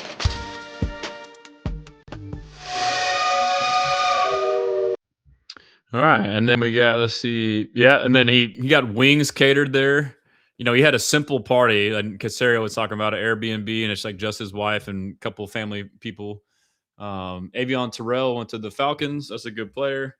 Yep, Christian Miller is gone. Here's Keelin Rutledge on CJ Stroud earlier as well. I've watched a little CJ Stroud for sure. Stroud? He can dice it up out there. I've watched him, early in my career when he was at Ohio State and just dealing out there. I mean, he's a baller. So he's one that I want to go out there and compete for every day. I want to do anything to keep that guy upright, keep him protected, and obviously, the run game. Have him. Let's go run the ball so it can be easier for him to, go dice it up out there. So I'm excited to get after it, man. I've watched a little CJ Stroud for sure. He's ready to. He can dice it up out there. That's good words from him. Let's see. This is a good story by ABC 13 and more about his car wreck. I was on my way back from a visit at Georgia Tech, December 9th, 2023. It was pouring down rain. I was in a construction zone. Car beside me swerved in my lane. I swerved to not get hit. Hydroplane flipped. Ended up in a ditch. My big toe and my left foot popped out, dislocated. I had an open fracture. And then through that, I ended up getting an infection. The infection was real bad. They were talking about amputating it at one point. Pumped IVs in my body 8 weeks and just slowly got better, and the infection got better. When I first got back there on the grass, it was just a blessing. It's a sport I love to play. Just having that opportunity to go out there and play, and definitely won't take it for granted again. Yeah, it's a pretty big deal. And yeah, I got all the stuff on the timeline for old Keelin. Here he is talking about competing. Competitor. I'm gonna come in and compete. That's what I've always done. That's what's got me here. You look at me as a high school prospect, you don't think I'm here, but I'm a competitor. I'm gonna work day in and day out, and that's just what I do. So I'm just ready to get there, man. Do whatever the team needs me to do. Do whatever coach needs me to do. I think he tried to cuss. He's like, I do whatever the F he's about to say, and he caught himself. He's just hype. Just put my best foot forward and help this team. I'm a competitor. I'm gonna come in and compete. And he mentioned earlier in his presser today too, like he didn't play O-line until college, which was Middle Tennessee State. So he's like still developing. He's still raw. There's still room for improvement. There's value to improve The Panthers got Lee Hunter. Okay. And then, yeah, don't forget that he is a hooper now. Talking double-double when you played, right? State champion. I think we showed this but yesterday. let's go to the court. Tell me what kind of power forward you were and what those handles were like. Look at that. Yeah, I mean, I could put it on the ground a little bit. State shot put champion as well. Basket, obviously, but I could play a little bit. I could get on the perimeter and drive. All right, then we'll go back. Let's see what else we got. Here's him squatting like 1,000,000 pounds. I gotta mute it. But yeah, I don't know how much it is, 5, 6 something plus, but yeah, he's insane, dude. Love to see it. Love to see it. And yeah, more news came out too that Aaron Wilson reported the Titans were trying to trade up for him. You know, someone's obviously the Niners, they immediately traded back. And even though that they were a zone scheme, you know, Rutledge is an athlete. He could have been, you know, a zone fit for them. They needed interior guard or center. So they were obviously in on them. And then someone was saying potentially the Ravens were in on him as well. Yeah, so there was definitely threat. So that justifies, you know, the trade up. Here's Rutledge via Jason Bristol, KHOU. They've kind of been in the mix, honestly, since senior year. You know, they've been around the facility a lot and showed a lot of interest. And through, you know, going to the Senior Bowl, obviously they were there, and obviously Lip coming to games, and then, you know, through the process, it just every step they were always there, always in communication. And I knew like it was a big possibility for them to pick me early. And I knew they really loved me and had a lot of good things to say about me. So, I mean, just through all that process, I kind of knew they were a team that was really, really possible to come pick me. And so Lip is James Lipfert, who played football. He's our assistant GM who played football at Georgia Tech, so has a connection. So he obviously played a role in that. Jonathan Alexander said that Keelin Rutledge was Houston's top choice coming in the first round. So they got their guy, you know. This was wild, dude. Caleb Lomu, I told you I wasn't a fan, and then this comes out of him dancing all crazy. It's that's basically what I saw on tape, bro. Kind of soft. Glad we didn't get him. But yeah, Keelin Rutledge, his RAS score 9.53. He's hand size 10, arm length 33.25, height 6'3", and point, you know, almost 6'4", weight 316. So his frame, he can still add mass. Bench 27, vertical 32.5. That's explosive for that size. Broad 8 foot 8 inches. Shuttle 4.54, pretty damn good. 3-cone 7.54, pretty damn good. That translates to him being good as a puller, which he is. 10-yard split 1.81, 40 5.05. He mentioned he was mad he didn't get better. I think he might not have been fully healthy. More on Rutledge. This is him talking about playing center. You're most comfortable at right guard because that's what I've played. Kind of as a freshman, started there and just stuck there through all the years. But right side to left side, obviously, is adjustment when you do that, but it's just reps. And then center, man, I'm so comfortable with it because Coach Key always told me, like, hey, you're going to have to play all three at the next level. You never know where they're going to put you at. So I was kind of the emergency guy senior year, and then obviously going to Senior Bowl, taking snaps there, taking reps there, 100% confident that I can do that, point the mic, have everybody on the same page. It's just reps. It's just reps. The more you put into it, the more you're going to get out of it. So that's all I'm trying to do. I can play all. It's just reps. I love that. And that clip was via Aaron Wilson. Shout out No Ma'am Stitch on TikTok with the comment. MGM Willis Dunker is projected as a guard. He can play tackle. He's got shorter arms. We pick next. So update on the picks. It's kind of stalling down here, but the last two picks were Avion Terrell to the Falcons, Lee Hunter to the Panthers. We got 1, 2, 3, 4, 5, 6, 7, 8, 9, 10 picks. So we're getting closer. I'm trying to kill the time in between, keep y'all entertained. Here is a clip from Aaron Wilson. A question to Keelin. Your coach called you the toughest player he's coached. What does that mean to you, and what are some things you do tangibly to show that toughness and physicality on the field? Thank you. Yes, sir. I mean, I think just, you know, especially coming from Coach Key. If you know Coach Key, he don't really say that too much. But I think that's just a blessing. I mean, it's just who I want to be as a football player, right? You want to be tough. You want to be relentless. You want to punch somebody in the face up front. You want to set the tone. And I think that's what I do. That's what I'm going to bring every day, day Punch in and day somebody in the out. face, I'm going bro. to I'm going to control what I can control. And that's how hard I play, how I finish, how I strain, how detailed I am. So I think, that comes with toughness. How you push through things when stuff don't feel right, how you push the teammates beside you. So I think that's what I bring to Houston, and I'm just Shout out so Texans excited to get fan down there and get 7, to work. Kayden McDonald. Let's go. Facts, dude. We're blessing. But yeah, Brent Key was there to celebrate with him, his high school or college coach. A lot of analysts had some good things to say about it. That was my interview with them. I think I showed that yesterday. Let's see what else we got. I think there was a couple other deals here. This was hilarious. Nick Casero, he was in the zone yesterday, dude.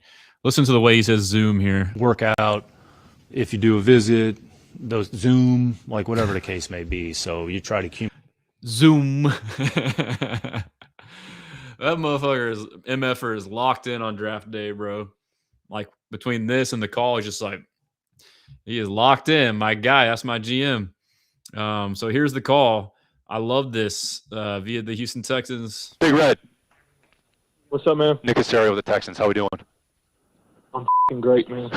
That's what we wanted to hear. Congratulations. So we're going to trade up from 28 to 26 here with Buffalo. We're going to pick you and make you a Texan. So congratulations. Hell yeah. Let's do it, man. So Let's do it, look, dude. Let's do it, man. Your mental toughness, your physical toughness, It's a little Jalen Reed vibes there. Let's do it. Let's do it. your playing style is everything that this program Look at Casero. He's just like, he's locked in, dude. is about. Let's do it, man. Let's do it. Let's do Lucky it. enough, we traded up to come get you. Yes, sir. Can't Yes, wait sir. I appreciate y'all. Come down here and go to work. Good job, Cal. But yeah, he's like, I'm effing great, man. He's fired up. And then now look at the call with DeMeco. Hey, Keelin, Coach Ryans here, man. What's up? Hey, fired up to get you here, man. Heck yeah, Coach. Let's do it, man. Let's get after it, dude. Let's put some dudes in the dirt, man. Hey, Let's that's go. what I love to hear, man. Let's put some dudes in the dirt. Let's My go. language, baby. Come here, bring that Oh, attitude. man. You're gonna fit right Turn in me with what up. we do, man. Facts. Black Lion says, my guy, man, I can't wait to go to practice and watch the indie drills this year. Dude, just alone, Rutledge versus, that's crazy, dude. That's a good tweet. Keelin Rutledge versus Kayden McDonald is going to be must-see TV in training camp. Two dogs, dude. All right. Got some more here. Any more picks came in yet? I don't think so. Here's Nick Casario and Keelin Rutledge. up on this guy is like elite. Like Here, I start over. a couple of the metrics, like the makeup on this guy is like elite. Like a couple of the metrics that we have when we grade players, I mean, in like 4 or 5 categories, like there's one player in a draft that our scouts graded the way that they did, and it was him. So like that was like, okay, we didn't talk to him at the combine because we didn't need to. Like, and then we might not even interviewed him at the Senior Bowl because we didn't need to. So, I mean, there was a couple touch points here and there. We felt like, but it's just put the tape on, watch the guy play. And I'd say, like, the program that Coach Key runs down there at Georgia Tech, we got a lot of respect for their program. I mean, Coach Key's a former offensive lineman. And again, I think, like, Big Red, like, who he is emblematic in, like, what you saw tonight. I mean, basically, the guy was in Airbnb with him and his wife, and that was pretty much it. You know, you see some of these other draft parties, it's like a circus. And this guy's all ball. He's all football, doesn't really care about anything else, wants to punch people in the mouth. Yep, that works here. So, Yeah, I mean, that's that what you works see here. on tape, which is, I'd say, part of the intrigue with the player.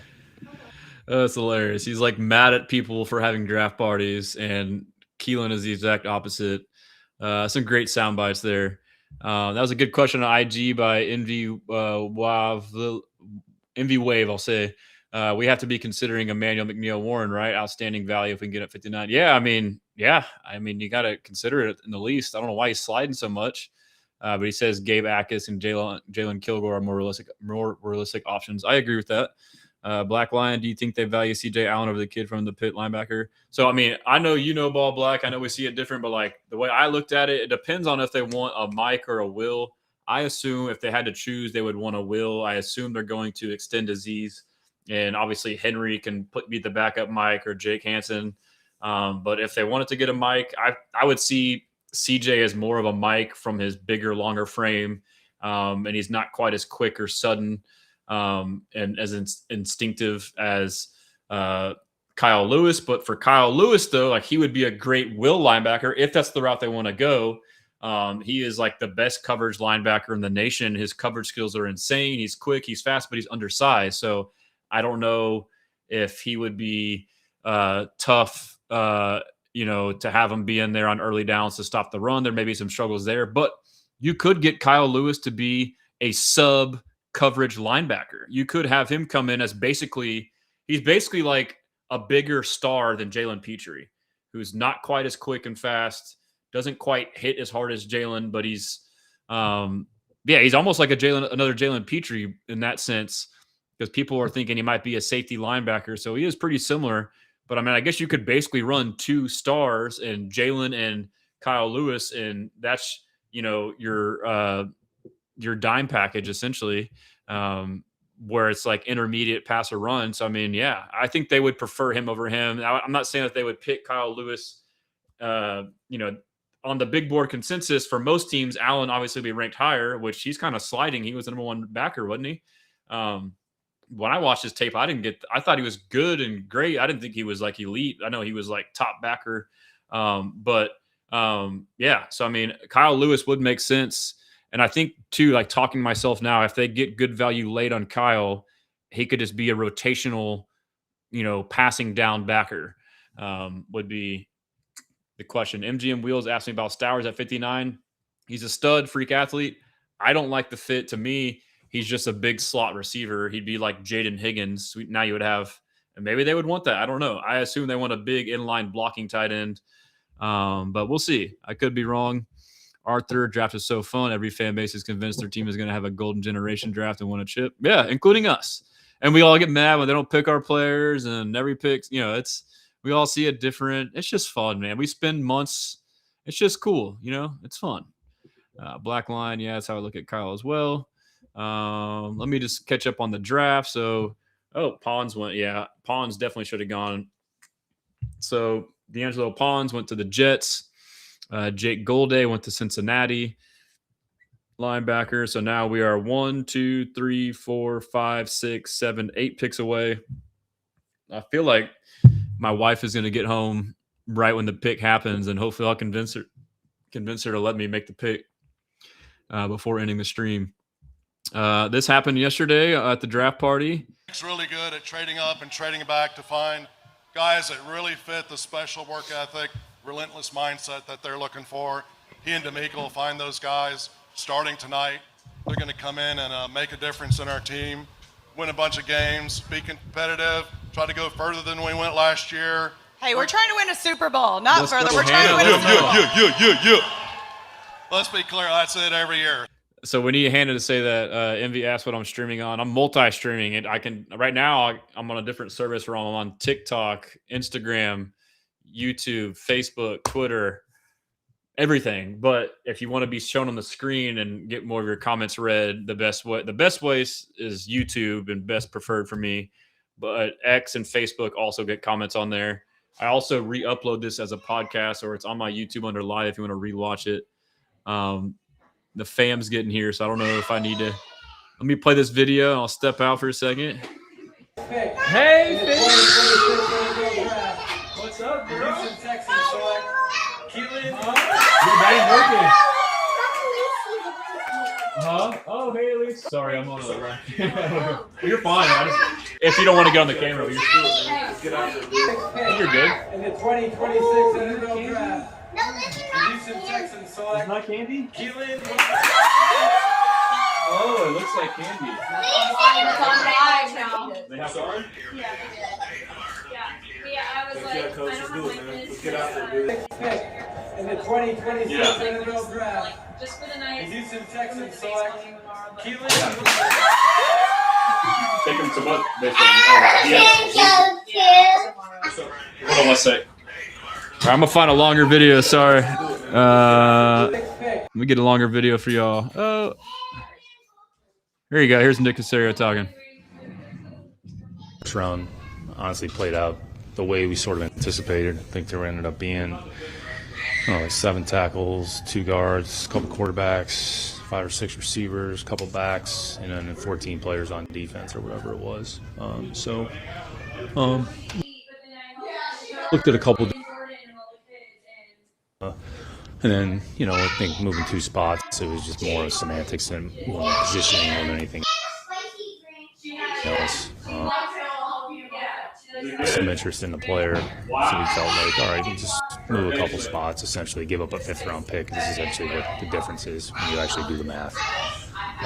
To get a player who I think y'all just spoke of them, but I would say this round honestly played out the way we sort of anticipated. I think there ended up being 7 tackles, 2 guards, a couple quarterbacks.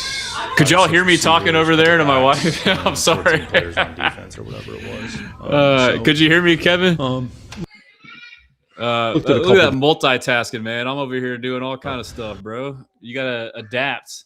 Why does your Rob McCoy keep following Seshawn? Yeah, I guess it's that injury stuff. I didn't know if it was real, but supposedly it's real. Black Lion, man, I'm just happy we get a big nasty alignment instead of getting Pregnon. I agree. So I came around to you on Pregnon. I know you did not like him at all. I went from liking him a lot to liking him a little bit less than consensus. I thought he was good, but not like that physical downhill mauler. I felt he was more, his size would tell you he should be a downhill gap scheme blocker, but he plays more finesse than he should mauler. So we eventually aligned on that. Hannah Queen says Arthur. Shia says Amanda McNeil Warren would be awfully hard to pass up at 59. That's a good point. However, I think we'd be more interested in Jalen Kilgore. The fit is more clear. Yep, I agree. That's tough. But I just played a video on Nick there on Keelin, and basically what he was saying was other teams are trying to position, and we basically gave up 5th-round picks. So, all right. So a couple picks. Brandon Cisse from South Carolina, corner. That's someone we might have taken, might have been interested in. He went to South Carolina. CJ Allen to the Colts. Let's see here. Kevin says, yeah, she told you to listen to us, not football stuff. LMAO. Yeah, I don't know. I was just talking. They came back from dinner and they were being cool. I didn't know. I've never been.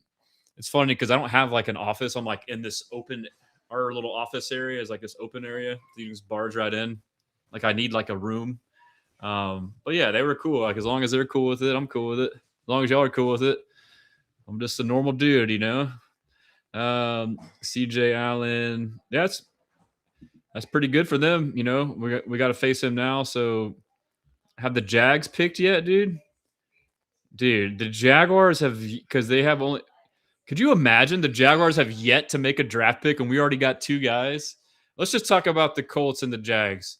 Both of them made horrendous trades to have them not have 1st-round picks this year. And I don't know if they thought the foresight of, okay, this year's draft is weaker. I mean, I don't think it's that weak, and we don't really know until the end. But as far as the draft picks, I mean, the Sauce Gardner train was a disaster. And like my understanding was that was Carly Ursig Gordon, whatever her name is, her intervening and stepping in. She's like, do you want to win now or not?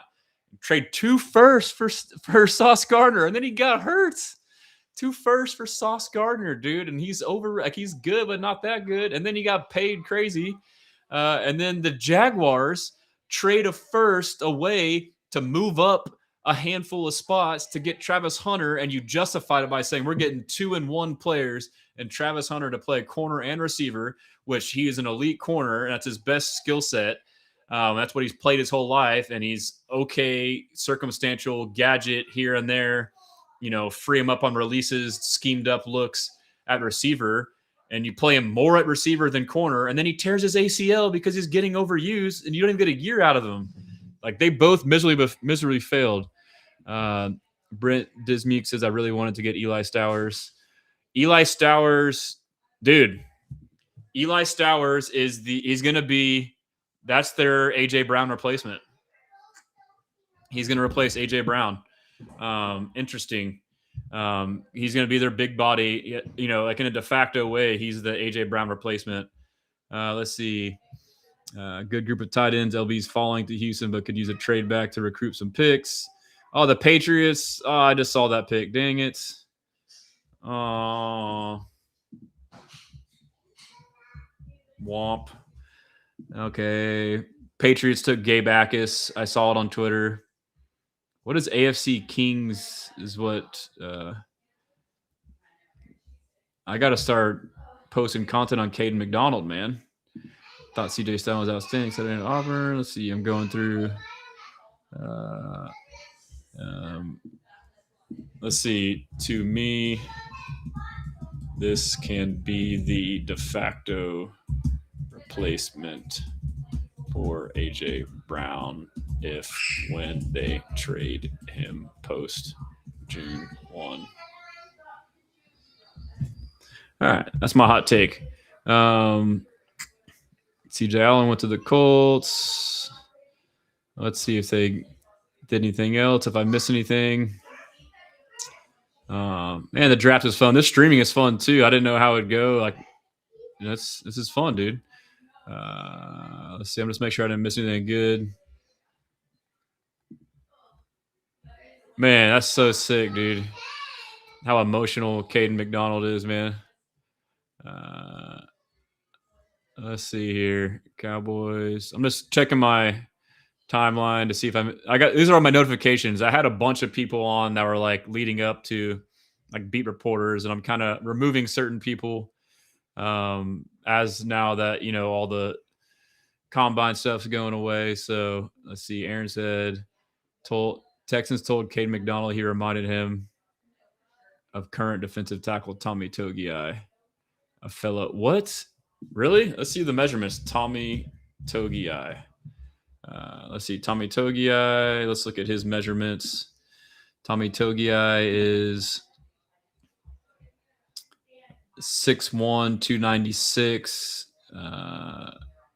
How is that? That's not.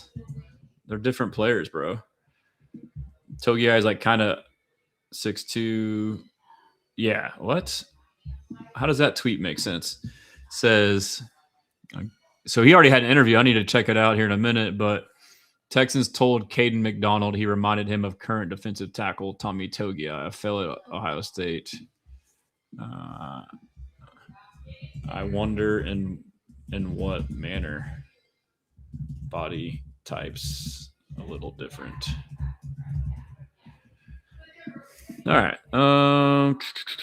Avion Terrell in Atlanta. Yeah, I mean, an overall defensive tackle. Was he the second one taking? I forgot the freaking Rockets are on. Şengün's hooping. Şengün's been selling. He owes us, bro. Corey says if EMW is there, it's hard for me to pass on him. Yeah, everyone's saying that, and I can't really argue, dude. Official Casper, I'm thinking Anthony Hill Jr. Jonathan, tight end or linebacker next pick. We can punt to tight end, honestly. Literally my one-stop shop for all things Texans is right here. Thanks, Nicole. Yep, that's my goal is, you know, I try and get you guys all the good stuff. Let's see. Kayden McDonald celebrating with the Texans fans in Pittsburgh. That's sick, dude. Let's go. Let's go. That's so sick. All right. And so we got Rockets continue to embarrass Houston, but he said, never mind. Not to mention Trey Henderson situation screwed the Colts in free agency. Trey Henderson. Yeah, that is true. JJ Pat's called Colts the AFC South Kings. Pat called Colts the AFC South Kings. That's why Bullock tweeted that. Pat talks Texans. He said the Colts, the AFC South Kings. What? Who said that? Pat who? I'm lost. I need to check my timeline to see what's going on. I think DeMeco Ryans might be excited. Yes, sir. Yes, sir. Good job, Jacob. Getting some good content out there, bro. Let's see. Houston Texans. Yeah, this is quite easily the best Texans roster in franchise history. I agree, man. I agree.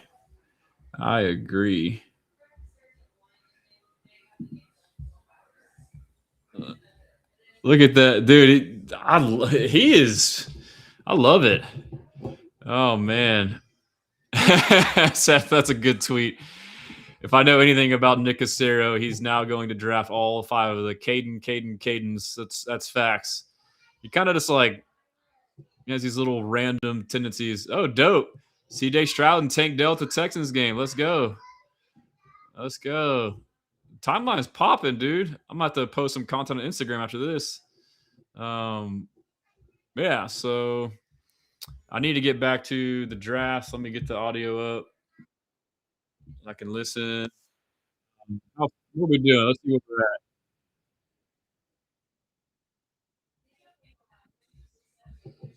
All right, so we're still a handful away. Jaguars on the clock.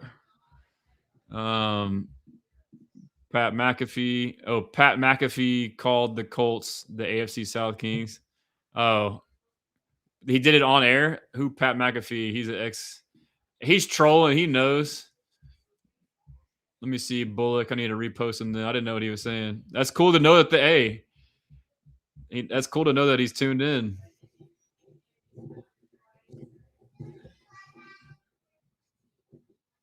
Wow. The Eagles traded for Jonathan Grenard. Pick 98 going to Minnesota, and the Jonathan Grenard trade was a compensatory pick the Eagles received for losing free agent Milton Williams. So they flipped losing Milton Williams into Jonathan Grenard. Dude, that's pretty good. That's crazy.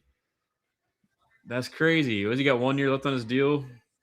The Vikings are sending edge Jonathan Grenard to the Eagles for 2 third-round picks. The Vikings are sending edge 2 thirds. So I guess I give up 1 extra third, essentially. Minnesota gets 98 overall and a 2027 third, while Philadelphia. That's crazy. Old Howie, dude. Oh, yeah. CJ Stroud and Kayden McDonald are boys. I'm just spamming the retweets right now. Let's see. Where's the Kalen Bullock tweet? AFC Kings. Finley, what you doing, girl? RIP says I could see Nick trading back to the top of the third with the next pick. Yeah, I mean, I don't know what you would get. Do you get another third out of it? Interesting.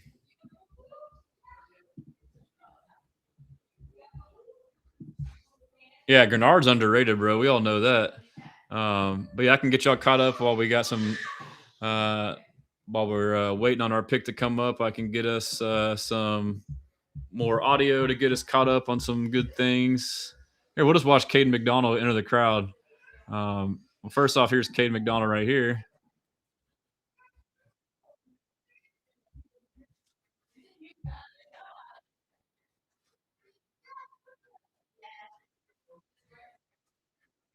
The bull, dude. Quick. Woo!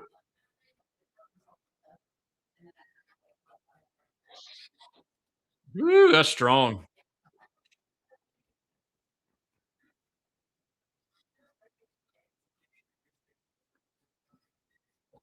Well, I think I want to say Ohio State was mostly 3-4, right? Am I wrong? If they're mostly 3-4 and now he goes to a 4-3, he'll have more space. Oh, what? The Jags took Nate Borkature? Dude, that was my sleeper of the draft. No way. No way. And that was way earlier than consensus, but dude, oh man, that sucks. Dude, what? All right, I got to tweet about it. Nate Borkature. I like Nate Borkature, dude. I mean, that seems like a reach relative to consensus, but Nate Borkature was a stud. Let's see. Damn, that was one of my biggest sleepers in the draft. Yeah. Hey, sweetie. You playing? All right. Corey says, so happy the Jags made it. Yeah, okay. I read that. All right. That's crazy. So now we're just 1, 2, 3 picks away. The Bears are in front of us and the Niners are in front of us. I guess I could play another clip real quick to see if there's anything we might have missed. kill some time or not. Or we can start analyzing. What do y'all thinking? We're getting close. Y'all start telling me thoughts on who y'all want, who's left. Let's see what we got. Going down. Keelin Rutledge. A lot of Keelin Rutledge, dude, all over the timeline. I think I hit most of the videos I want to show y'all. Yeah, we talked about that. Yeah, we got through a good amount of this. I think there was a couple more. We had the Casario phone calls. We had Hannah talking about Super Bowl. I think that's it, dude. We Gucci. All right. We're all caught up. We can maybe look at some more Kayden McDonald hype stuff. I do want to make a tweet on Kayden McDonald. Let me go to my profile. I haven't been listening to the audio because it's muted half the time. But yeah, get out of here. I'm trying to crash my stream over here, guys. Let's see. Bookmarks. All bookmarks. Let's see.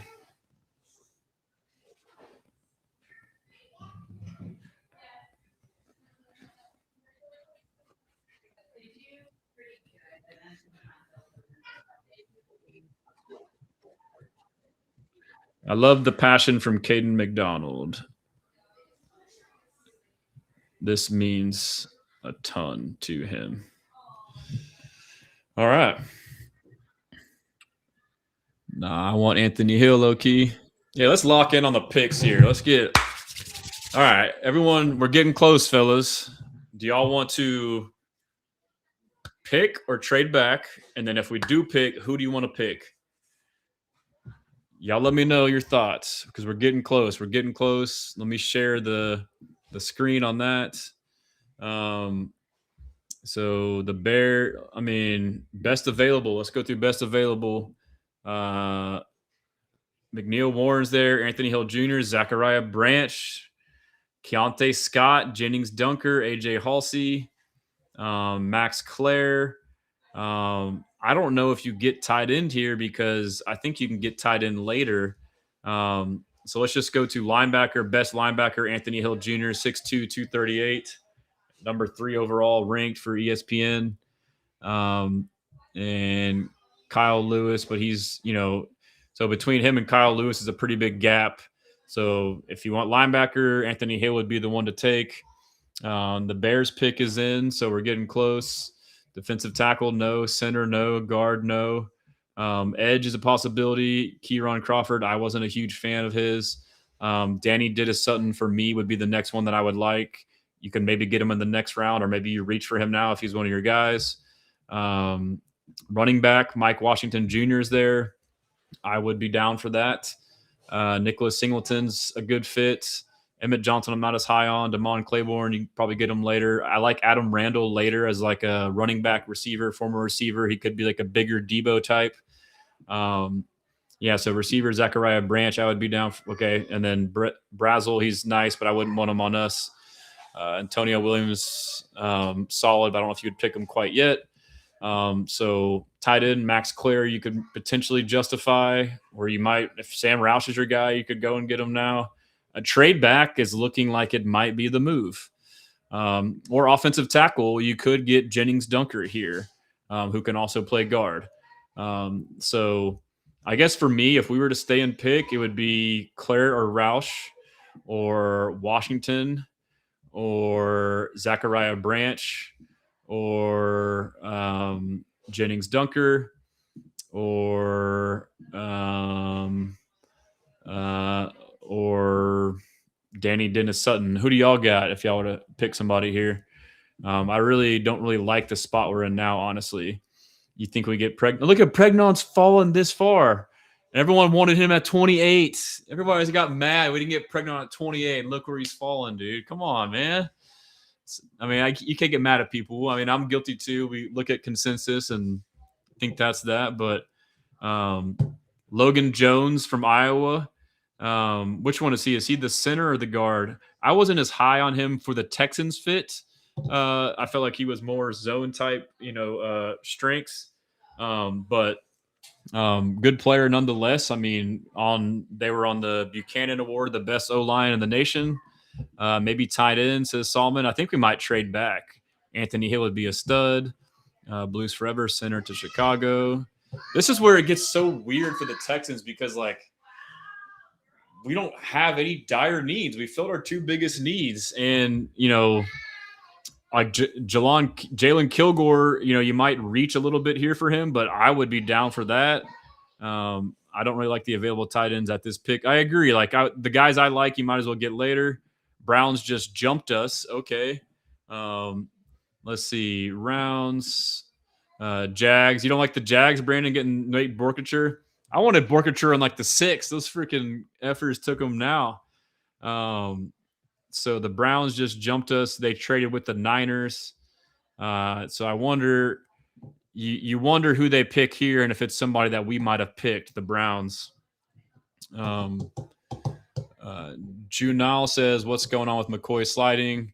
You know, the reports came out that he had like some additional thing on his knee that was like separate, that would like be required to be removed, and he'd be fine and potentially out for a year.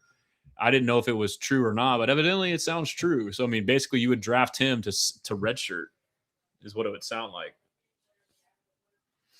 Yo, low-key Anthony Hill says, Junai, how's my TikTok chat going? I'm sorry for neglecting, fam.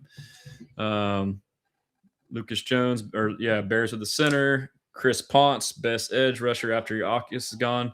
The best edge for me that's a fit is Danny Dennis Sutton. And I base that mostly off of get off, explosiveness off the line of scrimmage. Do I think Rutledge slides to center? Currently, as it stands, yes. I mean, I guess we could take another center, but yeah, I mean, I think if you get him that early and trade up, you try to get him into the starting lineup, and that's the best path for him. And I would imagine him learning as a center is going to be better than Jake Andrews.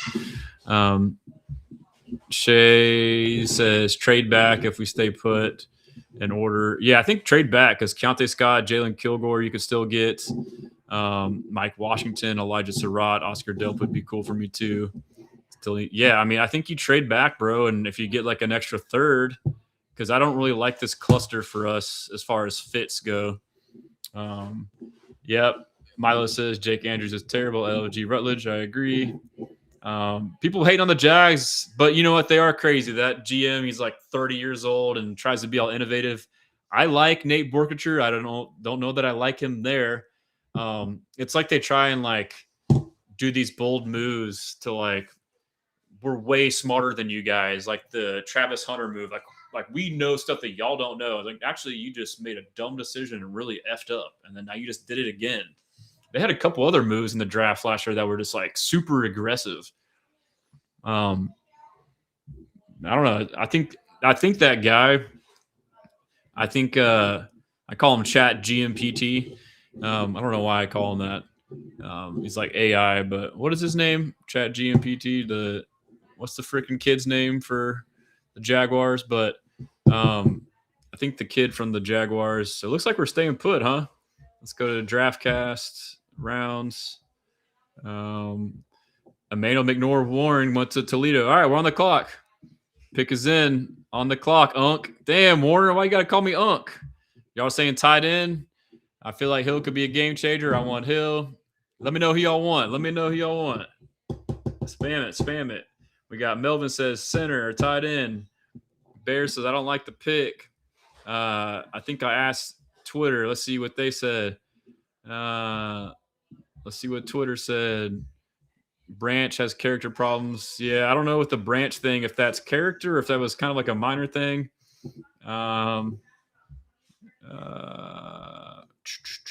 Let's see. I had a poll up. Didn't I put a poll up earlier? I put a poll up that did we get a tight end? We probably got Max Clare, huh? We get Max Clare?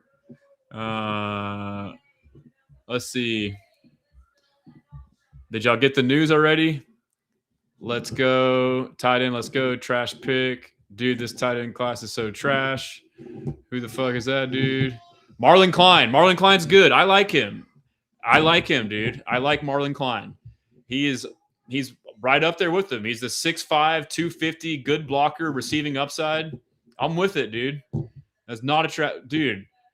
I like it. There's so many times. I would have taken Sam Roush, but I'm watching these highlights now, dude. Marlin Klein, let's see. Watching him block out in the edge. Okay. Yeah, dude. Finish him in the dirt. Let's go. Let's go. Shaking his head. I think they might have gotten sniped by Borkature potentially with the Jags. But yeah, let's see. Share this tab instead. Why did the Browns? Well, I guess they traded from further back. I was going to say we weren't going to take a safety. Yeah, I'm with it, dude. I know a lot of people don't like Marlin Klein, but and I don't know with the Jaguars taking, there was a lot of depth, but Borkature for me was a good depth piece. But Marlin Klein ahead of Roush, maybe that's questionable. But let's just see. Tight end. Jack injuries. Yeah, you like Oscar Delp, Jack injuries. You could have gotten them late. Eli Raridan, you could have gotten him late. But I guess we'll find out, and maybe it's a guy that they were sold on. But yeah, let me get to the business and do a tweet on it. Marlin Klein. Let's see, Marlin Klein. Klein. Get an image on that. Yeah, I mean, for me, like, I know it's annoying, but like, I was fine with any of those guys. I was fine with. To me, they were all the same. Marlin Klein, Max Clare, Eli Raridan, Sam Roush. They were all 6'5", 250, good blockers with receiving upside. We'll see what it is that they like most about him.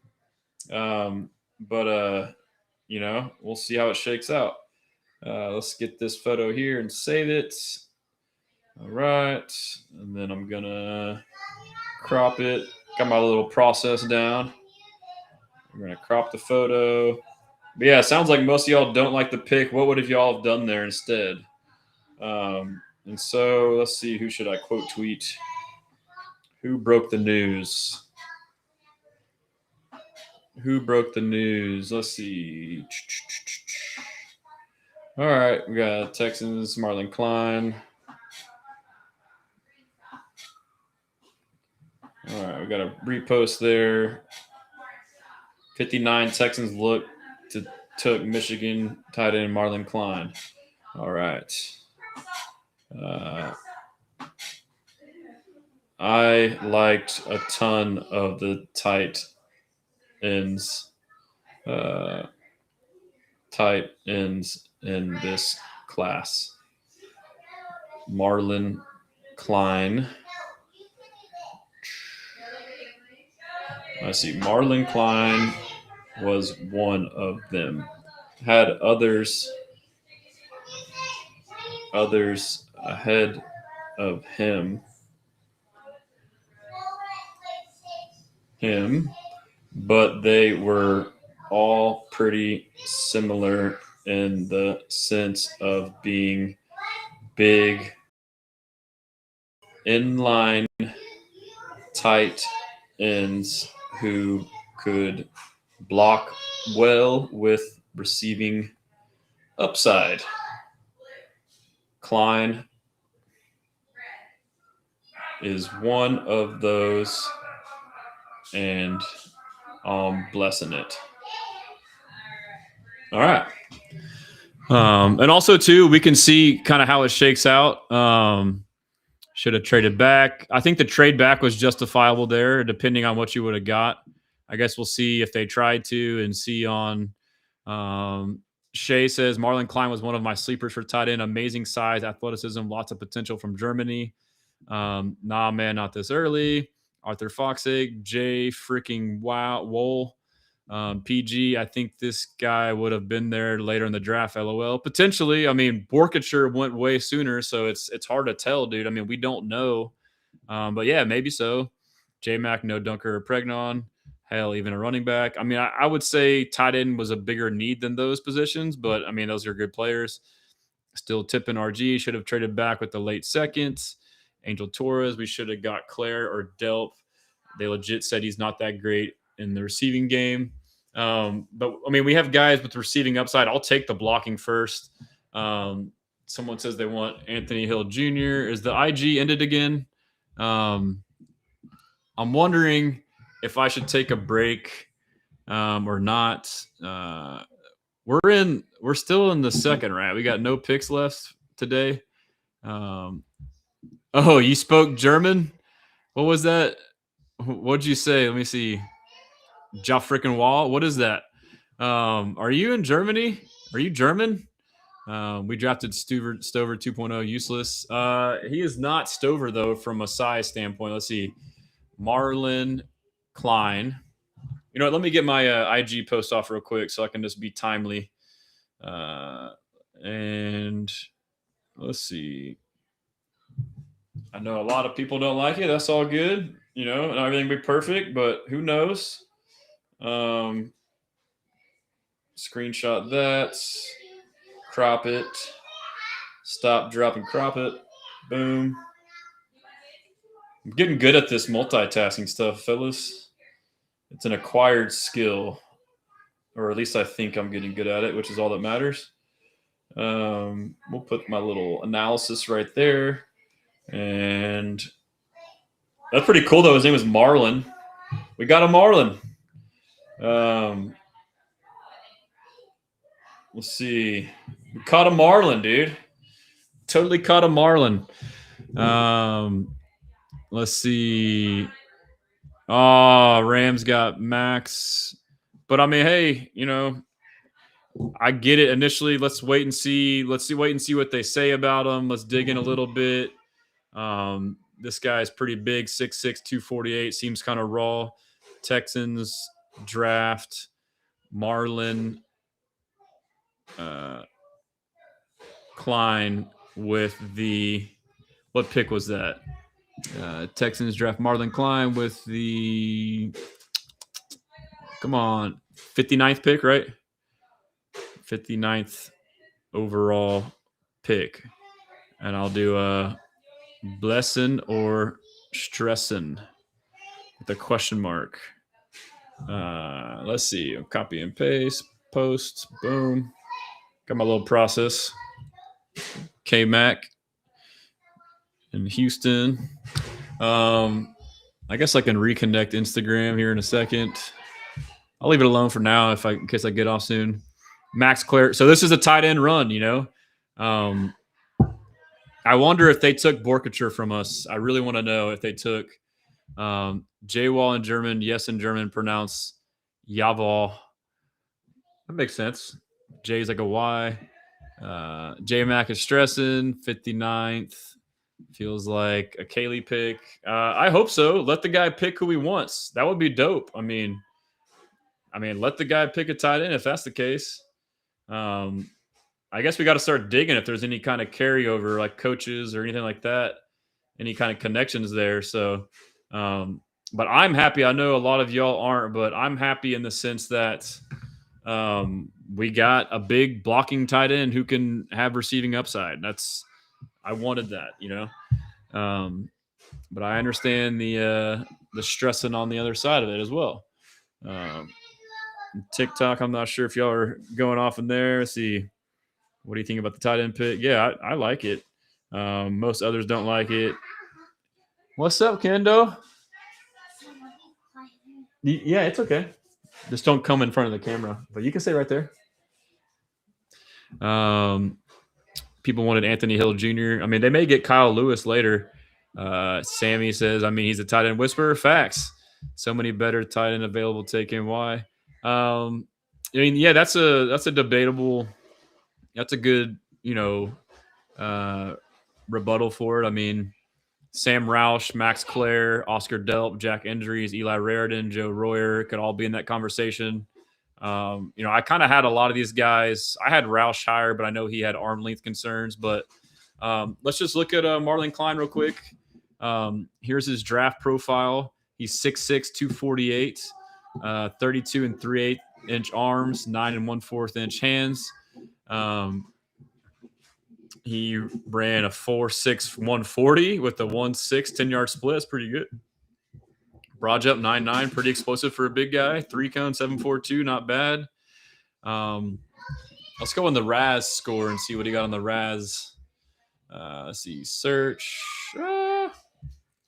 profile, search. What's up, Finley? What you doing, girl?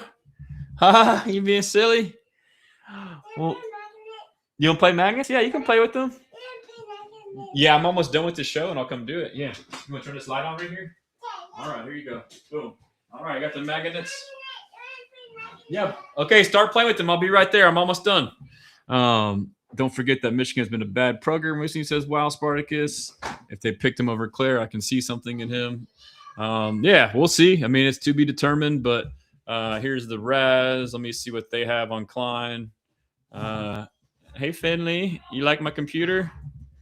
Yeah? Huh? You're so pretty, girl.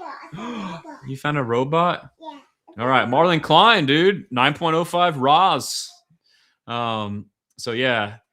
We already talked about arm length, hand size, height, weight, vertical 36. He's explosive, dude. Broad, but the broad isn't very good. Oh, hey. So, but vertical was nice to go up and get it. To me, too, with his frame at 6'6", 248, you can put some weight on him. Oh. I don't know if you should be on here, Finley. You say hi? Hi. Say hi. Hi. Say, I'm Finley. I'm Finley. This is Finley. Okay. Oh. All right. You want to talk on the microphone? Yeah. Say, go Texans. Go Texans. Go Texans. Go Texans. Say, go Nick Caserio. Go Nick Caserio. Say, go CJ Stroud. Go CJ Stroud. Yeah, go CJ Stroud. All right. Okay, Daddy's almost done. I don't want to get you up on here. I was covering. She talked into it, though. I'll put her up if you want to get her a shirt. She wants to sit in my lap. Go get a shirt from Mommy, then you can sit in my lap. You can help me close this out. We can send it home here in a second. A blocking focus tight end that's 6'6" and runs a 4.6 40. I don't see how we could be upset with that upside. Plus, we could be upset. Plus, he's coached by Harbaugh. Agreed. Hi, Finley, says Arthur. She's adorable, says Sam. We got some fans, Finley. But, yeah, the other thing, too, about this is we got a new tight end coach. We got the Iowa tight end coach, so that's a factor. Forensis. Oh, he got a Spidey dress on. Okay, now I can let you look. You say hi. Hi. Hi. All right. And so we're talking football. We're going to say his 3-cone was not great, but let's see if we can go to the I guess I didn't show you all this screen. Share this tab instead. Say, go Texans. Go Texans. Can you say blessing or stressing? Blessing. Say, are you blessing or are you stressing? Stressing. This is my youngest. She's 2, and your birthday's in November, and you're the cutest thing ever. All right, so let's see. We're gonna look right here, Finley. Yeah, that's us right here. You see us? Oh, that's us right there. You see that? Is that you? You're on TV, Finley. Finley's on TV. So in 2022, he redshirted. He played 2 games as a reserve. You're on TV. In 2023, he played in 10 games as a reserve. 2024, played in all 13 games, 6 starts. Most improved player of the year on offense. 2025, honorable mention, all Big Ten Conference. Okay, played in 11 games with 6 starts. Team captain checks a box. Yeah, Finley, future Texan scout, right? Huh? Or she might be an agent. Hopefully she'd be an agent like Will Anderson's agent. Make some bank, dude. Oh, yeah, you can take that off the microphone there. That's cool. Good job. It's definitely close to her bedtime. Okay, here, we get you down a little bit. All right, you're sitting right here. Let's see. Here's the background from Lance Zierlein. German-born prospect with average athleticism in space, but above average grit at the point. That sounds like a Texan. Klein's tape shouldn't be viewed as a finished product, considering his relative lack of game experience in the sport. So, I mean, there is a projection there. So, like, they're betting on coaching for development. He needs to block with inside hands, but displays a sturdy core and strong hands to do his job in line. He builds speeds with long strides and will catch what is provided. More muscle mass is needed, which I said his frame. He can develop mass, but Klein has a chance to become a day 3 pick as a backup wide tight end, and that's what he is. He's a day 2 pick, but he's a backup wide tight end. Strength, team captain, leverage points to strike, efficient eluding traffic, strong hands, accelerates through contact, adjusted catch timing. And then weaknesses, relatively new to the game, making just 12 college starts. To me, that's like a benefit. Light production includes 1 career touchdown, long-legged and gradual through route turns. Must be more forceful at clearing out catch space, hands fly out wide. So yeah, he's raw. Some projection there. Shay says, that's all I needed to hear. Go Texans. Well said, Finley. Well said. That was awesome. Sammy said, hi, Finley. Shout out to the working dad. Just out my youngest down in time to catch Billy Miller give the pick. Awesome, man. Yeah, that's the dad life. My wife was cool to kind of let me do this and not be as involved tonight. But Shay says, future Texan scout Finley. Brandon or B, they weren't thrilled on the band of players. He says we've shown we're not afraid to jump up and get our guy. If we take a dude, it seems like a stretch. It's because it's all something. Yep. But yeah, so let's see if we can go to the timeline. I wonder if the timeline's popping with any Marlin Klein. It's probably going to be a bunch of doomsday stuff, I'm sure. Lance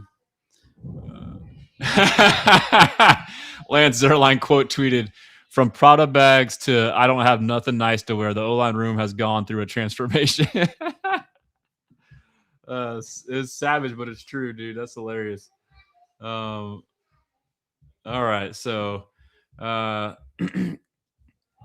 are the Rockets doing, by the way?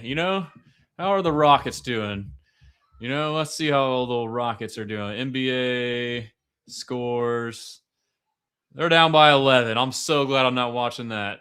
I'll watch the second half here in a minute. Let's see what else we got. Let's go to the timeline and just search Marlin Klein. Let's watch a little film real quick. Marlin Klein. All right, Texans, Marlin Klein. All right, Bengals and Brews. This guy's awesome. He says he is +1 drop prior to, so good hands, inline blocking ability, good athlete with a 9.0 RAS, special teams experience, competitive mentality, team captain, only started playing football during high school in Germany. So, I mean, even too, Rutledge didn't play O-line until college. So we got a couple of developmental guys. Toughest over the middle, only blah, blah, blah. All right, so let's watch. He's a reach block, goes to the next level, pretty good block on the backer. Down block, kicks him in. He's on the move on a split action, fakes the block, catches it. We run that a lot. Okay. Look at this. We haven't had a tight end hurdle a guy in years. Look at this. He's an athlete. Catch. Bro, I'm in. I'm sold. In line. Okay, good block. His hands are a little wide, but we can clean that up. Drove the guy down there. All right. There's obviously a highlight tape. Little slip screen, little slip release. And that might have been an IQ play, unless it was a called delayed screen or if he knew his guy blitzed. Yeah, he baited him. Yep, baited him, delayed. Here he is out on the edge, getting vertical up the seam. That's what I want to see. We get some cover 3 looks, hit the seam. Terrible ball, by the way. Their quarterback, too, also is not a good passer. And let's see. Does he throttle down? Yep, he throttled down. That ball was thrown too high. That's a tough throw, though. It might have been I don't know if that was too high or not, but I like what I see there. But let's see. Falcon Surprise Pro Day. Give me some more videos. Max Toscano, tight end guru, who was on my show. This is him tweeting about him. The Marlin Klein eval is so interesting because he's raw enough that it's not surprising he wouldn't break out before the season. He is an elite athlete. He put it all together this year and looked like a first-round player for one game and then got hurt. So let me say this. Encouraging analysis on Marlin Klein from someone who deeply studies tight ends and at Max Toscano. Post that. And so let's just see what he's showing here. Where's he going to be? He's all right. So he's lined up. He's lined up right here at the inline Y. And it's play action, too high. And he's going to bend around this backer. He's probably going to bend right here. And so let's see if he's got a good feel for zone. This safety's getting cleared out, so he should settle right on the numbers right here. Oh, he kind of keeps it high. Okay. I mean, that's good, though. Yeah, so he keeps it high. He's got a good feel for space. I mean, he could have drifted a little higher. It's kind of a terrible ball. So, I mean, that's pretty good spatial awareness. I don't know if this is the same play. Probably is. Yep. Keep him vertical, then kind of come flat, then get back to 45. That ball is just terrible. Yeah, that quarterback. I mean, but like, let's see here. So he could keep it a little higher and give him room to throw him back down. But this ball either needs to be zipped in right here, or if he does throw it up, have more touch. But I like his spatial awareness on that. And then let's see where he's at on here. He's probably on the left, on the bottom part of the screen with his hand in the dirt. Here he goes. He's getting vertical. It's play action too high. Those safeties are flat footed. And so this is like a bender. So he probably has a vertical, but they probably call a vertical in pre-snap. And if it's one high, you stay on the hash. If it's too high, your vertical turns into a bender where you kind of slowly round right in front of this safety's face, and you should get the ball right here. So let's see. Get past the backer, and now get flat.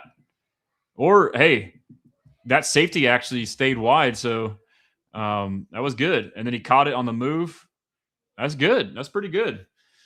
This will be the same play, different angle. So clean release. And this is big, too. You know, this is where our slot receivers struggle. Our slot receivers get jammed up like an MFer right here. This guy gets nothing on him. He didn't really try. Pretty good. That's a pretty good football IQ. I mean, he's got a good idea for, space. So let's see here. He's going to be on the top of the screen, inline, and pre-snap. This looks like it might be, they rotate to a single high.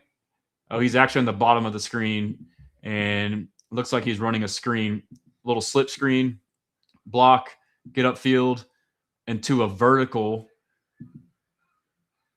Dude, that's athletic.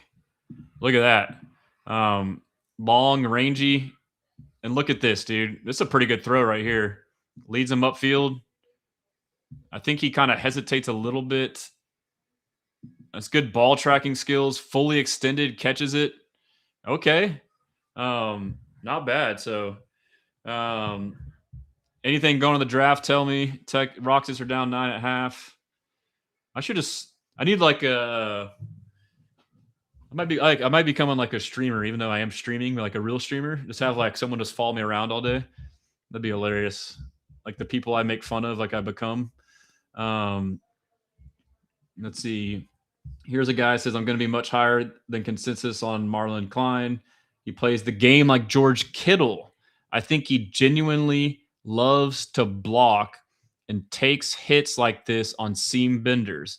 It looks like he's having a blast out there. So seam benders is the previous one that I showed you where he went vertical and slightly bent it, and you're going to get contact. And we do need a big, tall body with our offense to make contested catches like that. So let's take a look at this one here.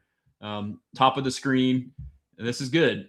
So he has to, on this, too high, he has a vertical. So if there's two safeties, you want to get past the backer wide and then bend it. So this is a seam bender. Again, if this was a one high in the middle, then he would keep it straight and throttle up the seam. But he's going to get wide around the backer, get unaffected by the backer, and I'll bend it back in. And you also have this robber coming across too. So, I mean, this is tough. He's going to have the safety and a robber, and he catches it. That's not easy, bro. So here's the end zone angle of this. Let's see here. Yeah, so this is not a bad ball. Is this the same quarterback? Underwood, right? Is that his name? So he wide release. First he goes vertical and then slips around. And then that's just, I mean, I don't know why that backside robber, did nobody affect him? Let's see. Well, you know, his other receiver here screwed him because this guy does a half-ass route on the look. This guy does not affect that or the quarterback staring him down, or I guess that's the robber right there. I'm sorry.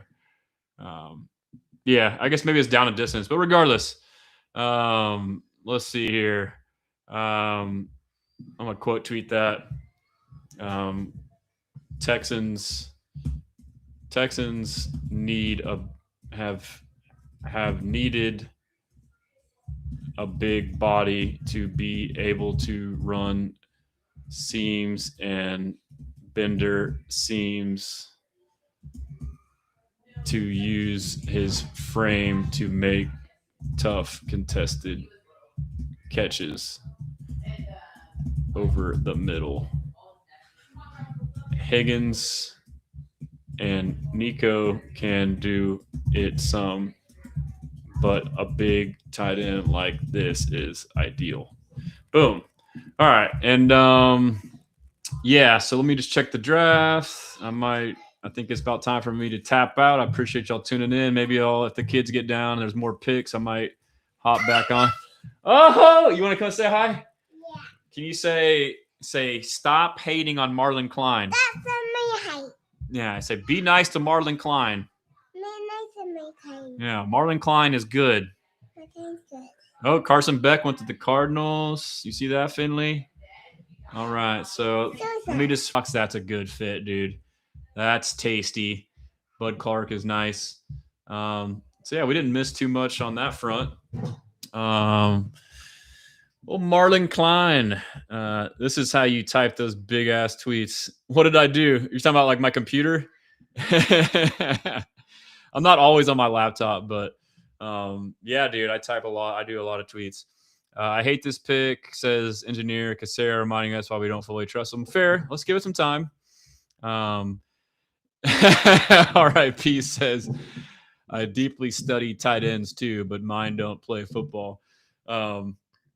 Good one. I have a good tight end joke that is not really appropriate, and I don't know if I should say it, but depending on the audience, if it was in a more laid-back environment, I would definitely do it. Shay says, I'm scared to check the Rockets. It's too hard rooting for them. Yeah. It's definitely easier just not caring, you know? It is a must-win game. I still want them to win, even though I hate them right now. Wayne says, so you think that tight end going to develop? I would hope so. I mean, that's what they're betting on. I don't see why not. It seems like, he was already on the up and up. Busy being disappointed in the Rockets, but can you do a little deep dive in Klein why we took him in the second? Yes, I don't know if you caught it. I kind of went and did it there. Wayne B. Reese says, trash. Bray, what do you think of the trade from 38 to 36? I think it's a great decision. Yeah, for Kayden McDonald. Yep. They're convinced in their guy and they got him, they jumped the Giants who needed defensive tackle because they traded Dexter Lawrence. Sam Miller, I just don't get why at 59 when we had bigger needs and could have got him in the fourth. I don't know what other needs were bigger, honestly. I don't know. Cornerback 3, maybe. I don't think running back was a bigger need. I don't think offensive guard or center was a bigger need. Or I don't think that running back, linebacker was a bigger need, honestly. But I would have potentially traded back because I personally liked other tight ends, but obviously they liked that tight end better. So, yeah, so I get the concerns, though. Shout out TikTok fam Antonio Samaran. Go Texans. Jason Hutto, he's not as good as you'll think. But, yeah, so I guess the question begs now is, will we trade back into the third round? Tyler Onyedin went in the third round. He's a nice 3-tech out of A&M. We really don't have much capital, and I don't know if you want to waste any capital from the year before. And we really didn't need a lot of players, so now it's like your 3 players. You got 2 really good ones at the top. Marlin Klein, who can be a backup wide tight end, who can develop potentially into a starting tight end, and potentially an eventual replacement for Dalton Schultz, who knows? But you got, we could trade up. I think I think we should trade up into the 3rd. I think we can. I think in the mid 3rd. So you got the 6th and the 17th and the 4th, or you can still get decent guys there in that range, honestly. Yeah, still plenty of time. I know we're stressing. I would just say, we're good. We're Gucci. Let me see if there's any more Marlin Klein like interviews or anything. Get some content on him. Marlin Klein was a reach in the 2nd round, a soccer and basketball player in Germany. His family moved to Georgia. At Michigan, he had 12 starts and 1 TD, obviously. Let's see. Anonymous scouts on Klein. Growing up in Cologne, Germany, he played soccer and basketball. At age 15, he informed his parents that he wanted to play football, then moved to Georgia, and he developed quickly into a legitimate prospect. He played the F and the Y, one scout said. He can use his head. This is via a Sleep T, my guy on Twitter. He can use his head and shoulders to create separation. That's good. He has enough seam speed. We just talked about seams. Good hands, can track the ball. We saw that. We saw that over the shoulder catch. Can bend. That's the bend is when you're going on the seam, bending around the backer, trying to reroute you. Good position blocker, but lacks blocking strength. He can put on mass. Spent his first 2 years hardly playing behind Luke Schoonmaker, AJ Barner, Eric All, and Colson Loveland. I mean, he was in a room with some pretty good tight ends. Served as the number 2 behind Loveland in 24. They had interest in Loveland last year. So I wonder if they have a connection with that tight ends coach. Let's see, Michigan tight ends coach, Freddie Whittingham. Let's see if he's like a renowned guy. First year in 2026.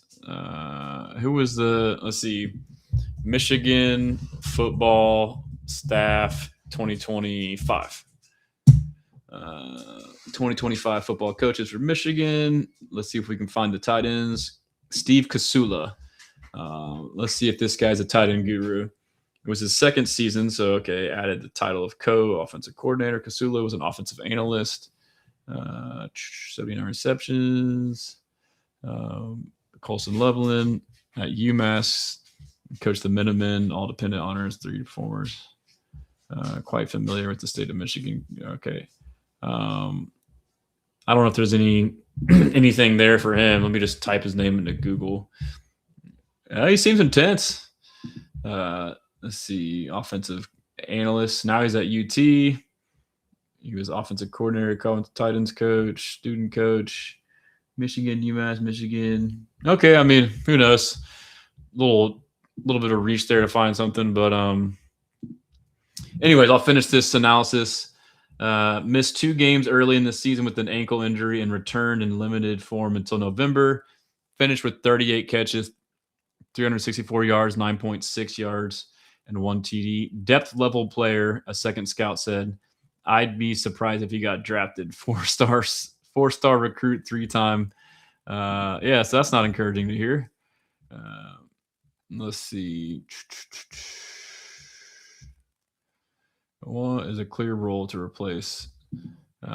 This was last summer. It has a clear role. Yeah, so I think he was supposed to replace Colson, but just got hurt. Yeah, so I mean, it's a little bit of a volatile deal, but it is what it is. Let me go to YouTube and see if we got any stuff from the Texans to watch. YouTube, let's see. View your not my channel. Let's type in Houston Texans. Houston Texans. I appreciate you guys. What's up, Rogue? Rogue, what the F was that Max Klein, Marlin Klein? It was a reach, bro.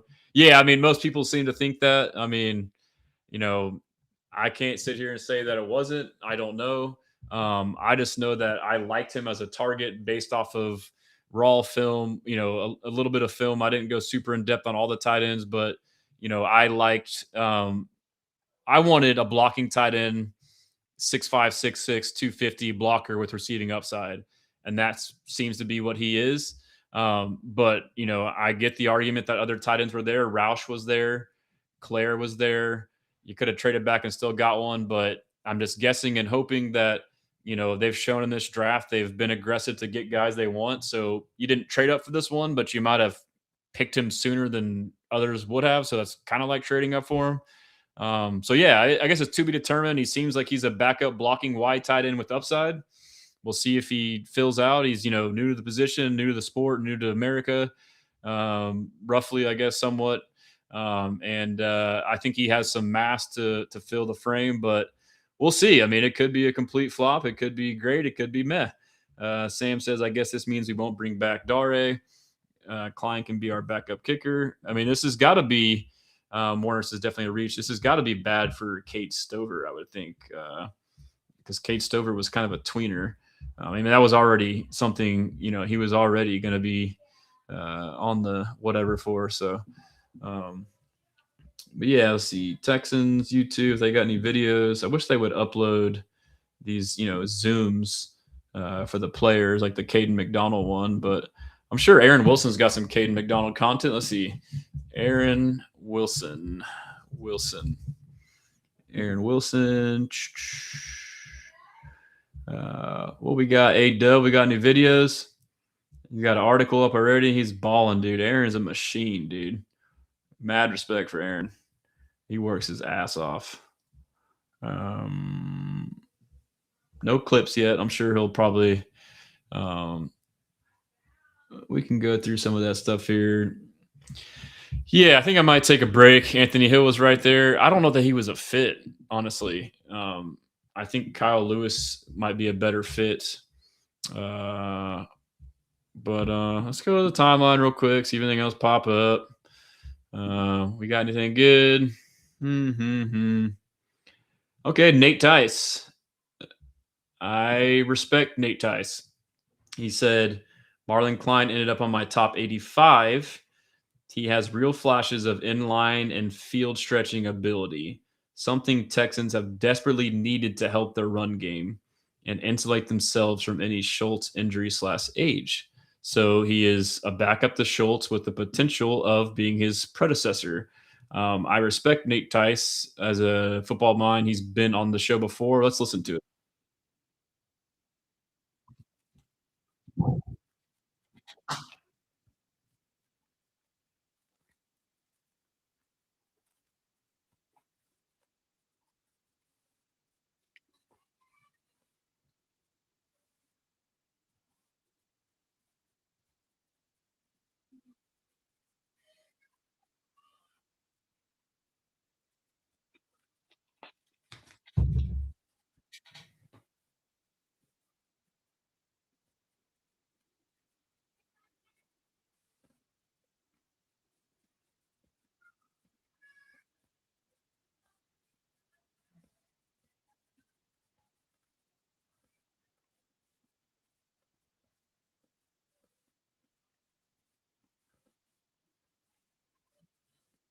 That's the second.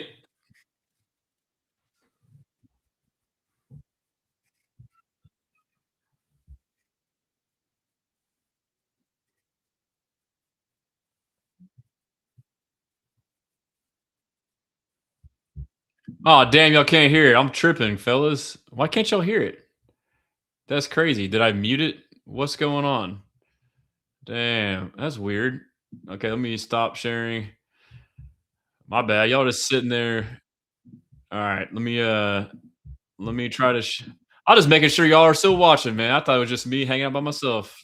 They got crippled last year. Yeah, Dalton Schultz. Can y'all hear that now? Again, like it's like ice cream. These are very different tight ends. So yeah, what do we see here? This is why I was curious. So I did like what the Jags do. I'm going to get to Klein with this pick, but what the Jags pick in Borkirker, which I did like what the position they're addressing.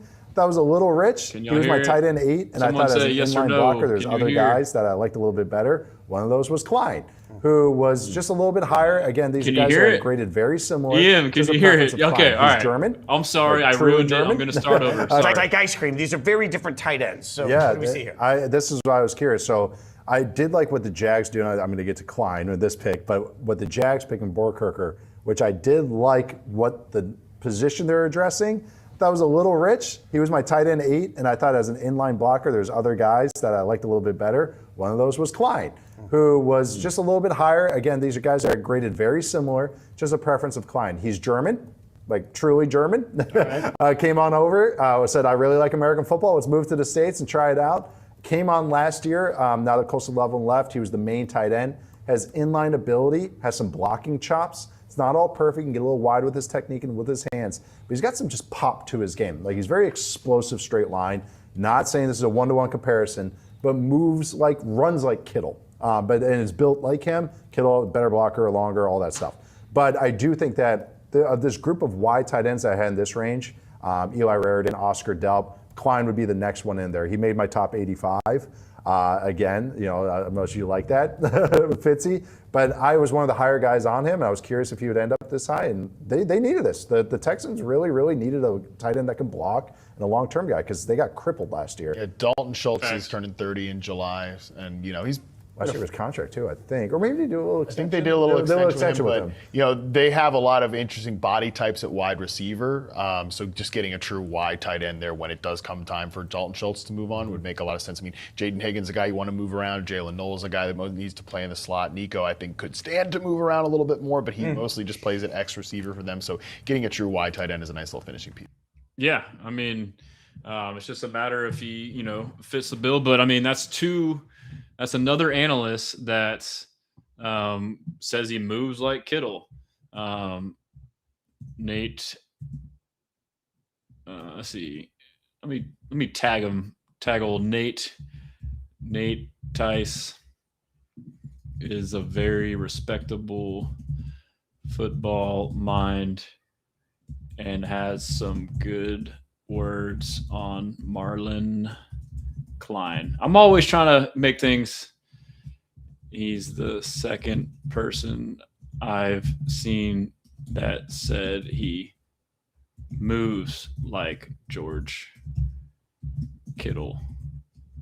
He isn't saying he is him, though. And then a note from me. I was going to say something about his that's good enough. Yeah, good to hear. Let's see what else is on the timeline. What else we got? Last time Nick drafted an underutilized guy from Michigan with good measurables and numbers that worked out pretty good for us. I'll trust it. Okay, Corey Barrett. Dr. Barrett with a little positivity. I like it. DeMeco Ryans told everybody the Texans felt like they need to improve a wide tight end, which is quickly become one of the most important positions. Offensive modern NFL. Yep, they definitely did. That's sick. I'll repost that. Marlin Klein. Thanks for letting me know y'all can hear. I don't know why it didn't work the first time. Casario wants to go home early tonight. Get home early. Yeah, man, his Adderall prescription wore out. I'm just kidding. I think he might trade back up into the third, to be honest. Texans tight end Klein grew up playing soccer in Germany. I would defer to the Texans, but I'm having trouble seeing the vision with Klein as a second-round pick. Yeah, I mean, it's early, dude. Second round is crazy. That is true. I mean, I get it. That early is pretty crazy. John Harris says, Klein, this could be really interesting. Tons of potential for the German national. And it says, I'm not exactly sure what to make of the German national. He has impressive physical attributes and traits. He runs extremely well in general, but after the catch mainly. He got a level of physicality that I love for tight ends, but his overall blocking technique needs work. One thing I do know is that he isn't going to back down and is willing to trade paint all game with an edge defender in the run game. Okay. He has to work on his feet, not getting set in concrete after he makes first contact. He'll line up as an inline Y, H-back, and flexed out as a receiver, all in the same series. So he's versatile, and he was voted a team captain. So more intel on him there. But yeah, so, oh gosh. LeBron James threw an alley-oop to Bronny Jr., dude. We're so cooked. Golly.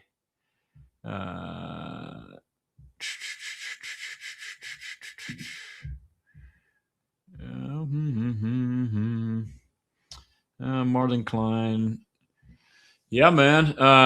Larry says, get me Dunker, Chris Bell, or Mike Washington Jr., and I'm cool. Yeah, I mean, there's still, plenty of guys out there just to catch us up. Just to catch us up on the picks. Carson Beck, we talked about that. Sam Roush went to the Bears. Romello Height went to the Niners. I haven't even watched the draft. I just have been tracking it. This is crazy. But yeah. So what was I gonna say? I'm gonna go to the board, see what's left. I mean, I think we could trade up into the later half of the round. Teams. How long have I been live for, by the way? Almost 3 hours. Good Lord, dude. What is wrong with me, man? What is wrong with me? All right. What am I trying to look at here? Best available. Let's see. Hey, accepting guests. No, I'll do solo. Zachariah Branch is sliding, dude. Pregnon is sliding. Yeah, I was told to take Pregnon at 28. That's interesting. Pregnon falling. Halsey, Dunker, Scott. I like all those guys. There's still some good names. Yeah, there's still some good names. Yeah, I'm gonna take a break, and if there's a pick, I might pop on like a rando live. But yeah, appreciate you guys tuning in. It sounds like so far it was, getting Kayden McDonald was a home run. Obviously, it sounds like getting Keelin Rutledge. Most people seem to be liking that as well. I don't know why it's got these two screens on here. So it seems like overall it's a good draft. I guess just tell me real quick before I head out, which I don't know why my face is not showing now. This is weird. Okay. All right. I don't know. Let's see. This is a different app. Hide that. And there we go. Boom. Let me know what you think overall. I know that could be a reach. I understand, but overall, we feeling okay on what's going on? Surprised dude from Morgan is still there, says Marcus. I agree, man. That's crazy. But yeah, I'll just end it now, and I will try to come back. Larry, I appreciate it, man. Maybe I'll do like a joint show or something soon. I just don't. My schedule's just so erratic, and I don't really plan that well. But I would love to either join y'all's show or someone else's show, or have other people in. It'd be cool to have a Spaces, but a show, like a big Zoom where we can take turns and having dialogue. I think that'd be cool. Berserker Rain, I don't know. I just need him to be solid with blocking and being able to slip off blocks if needed as a check down. Yeah, that's all I need in the minimum. That's what I said. I want an inline blocking tight end with receiving upside. That's exactly what we got. And to me, a lot of those guys are in the same bucket. And I will say, too, Sam Roush, his arm length is a concern. It's like 30 inches. This guy is longer arms, 32.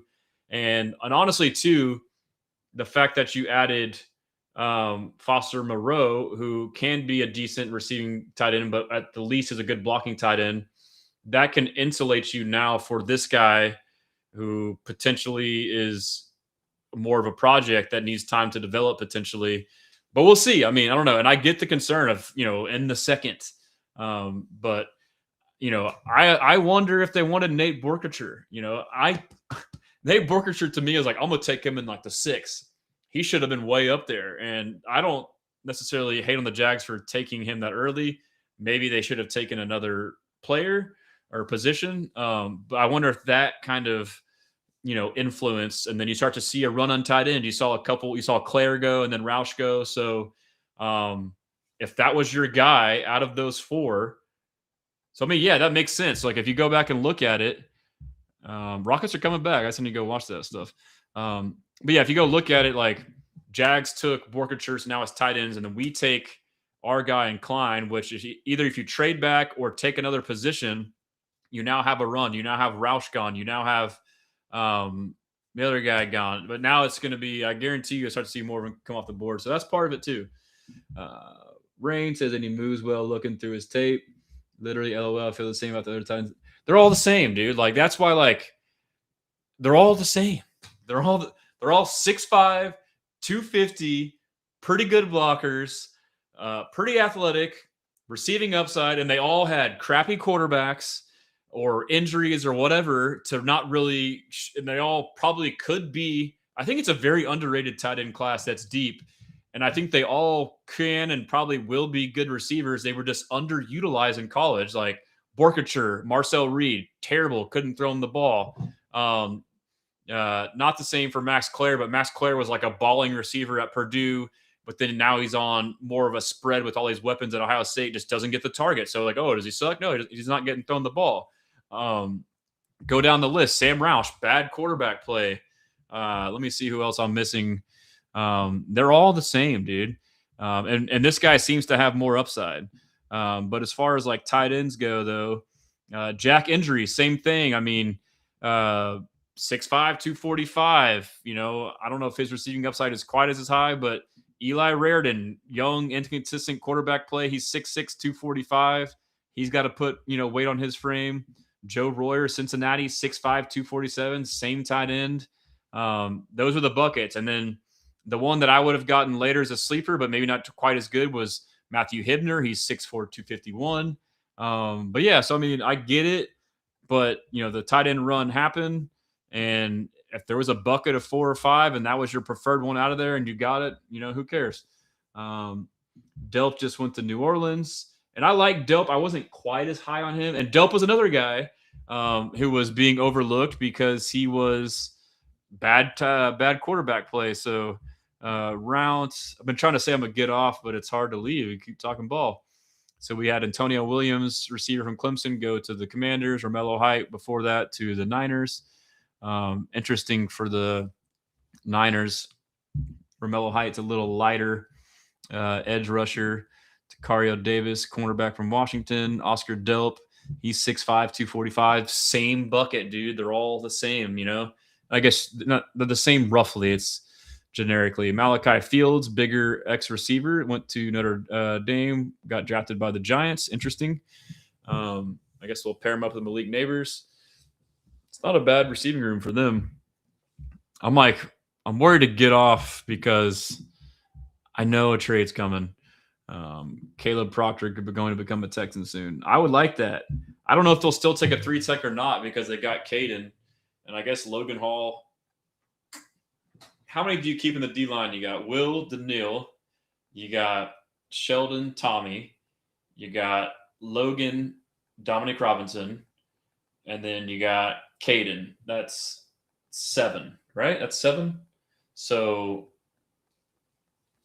you still need an edge, which Hall could be an edge and the inside. So I think you add an edge and that's it. So if you add one more, that's 8. Let me see. Let's go to Texans 2025 53-man roster. Let's see how many they kept on the roster last year. Let's see how many tight ends or how many defensive linemen did they keep on the roster last year. This is to kind of see if we will take a defensive tackle or not. Another one. Quarterback, running back 2, 5 for running back, 7 receivers, 2 tight ends last year. We'll be keeping probably 3 to 4 now. Offensive line was 9. Defensive end, we kept 5. So right now, you got Will Daniil and you got Dominic Robinson. That's 3.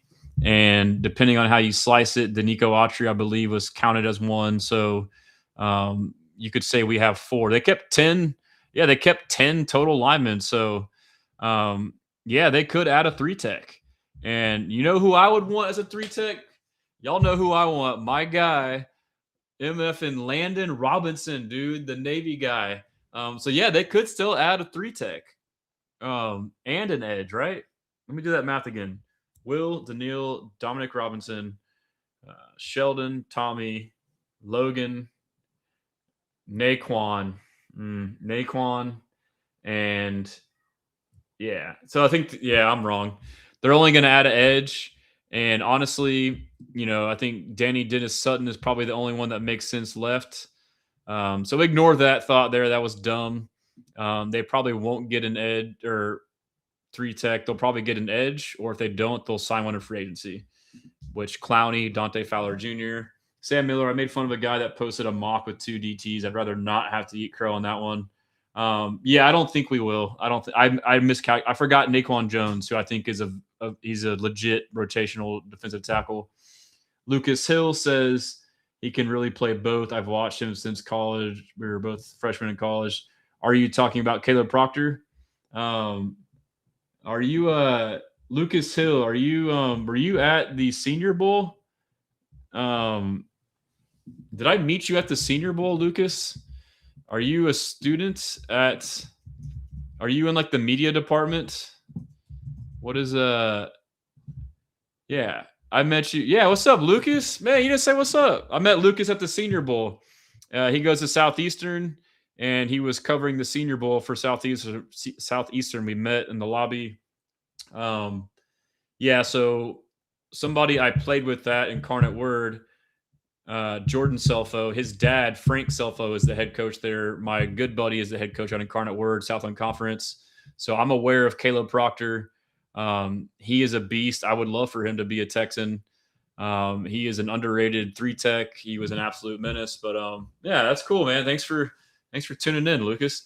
But yeah, I'm gonna take a break. Maybe I'll tap in on my phone and just do a live if we get a draft pick. And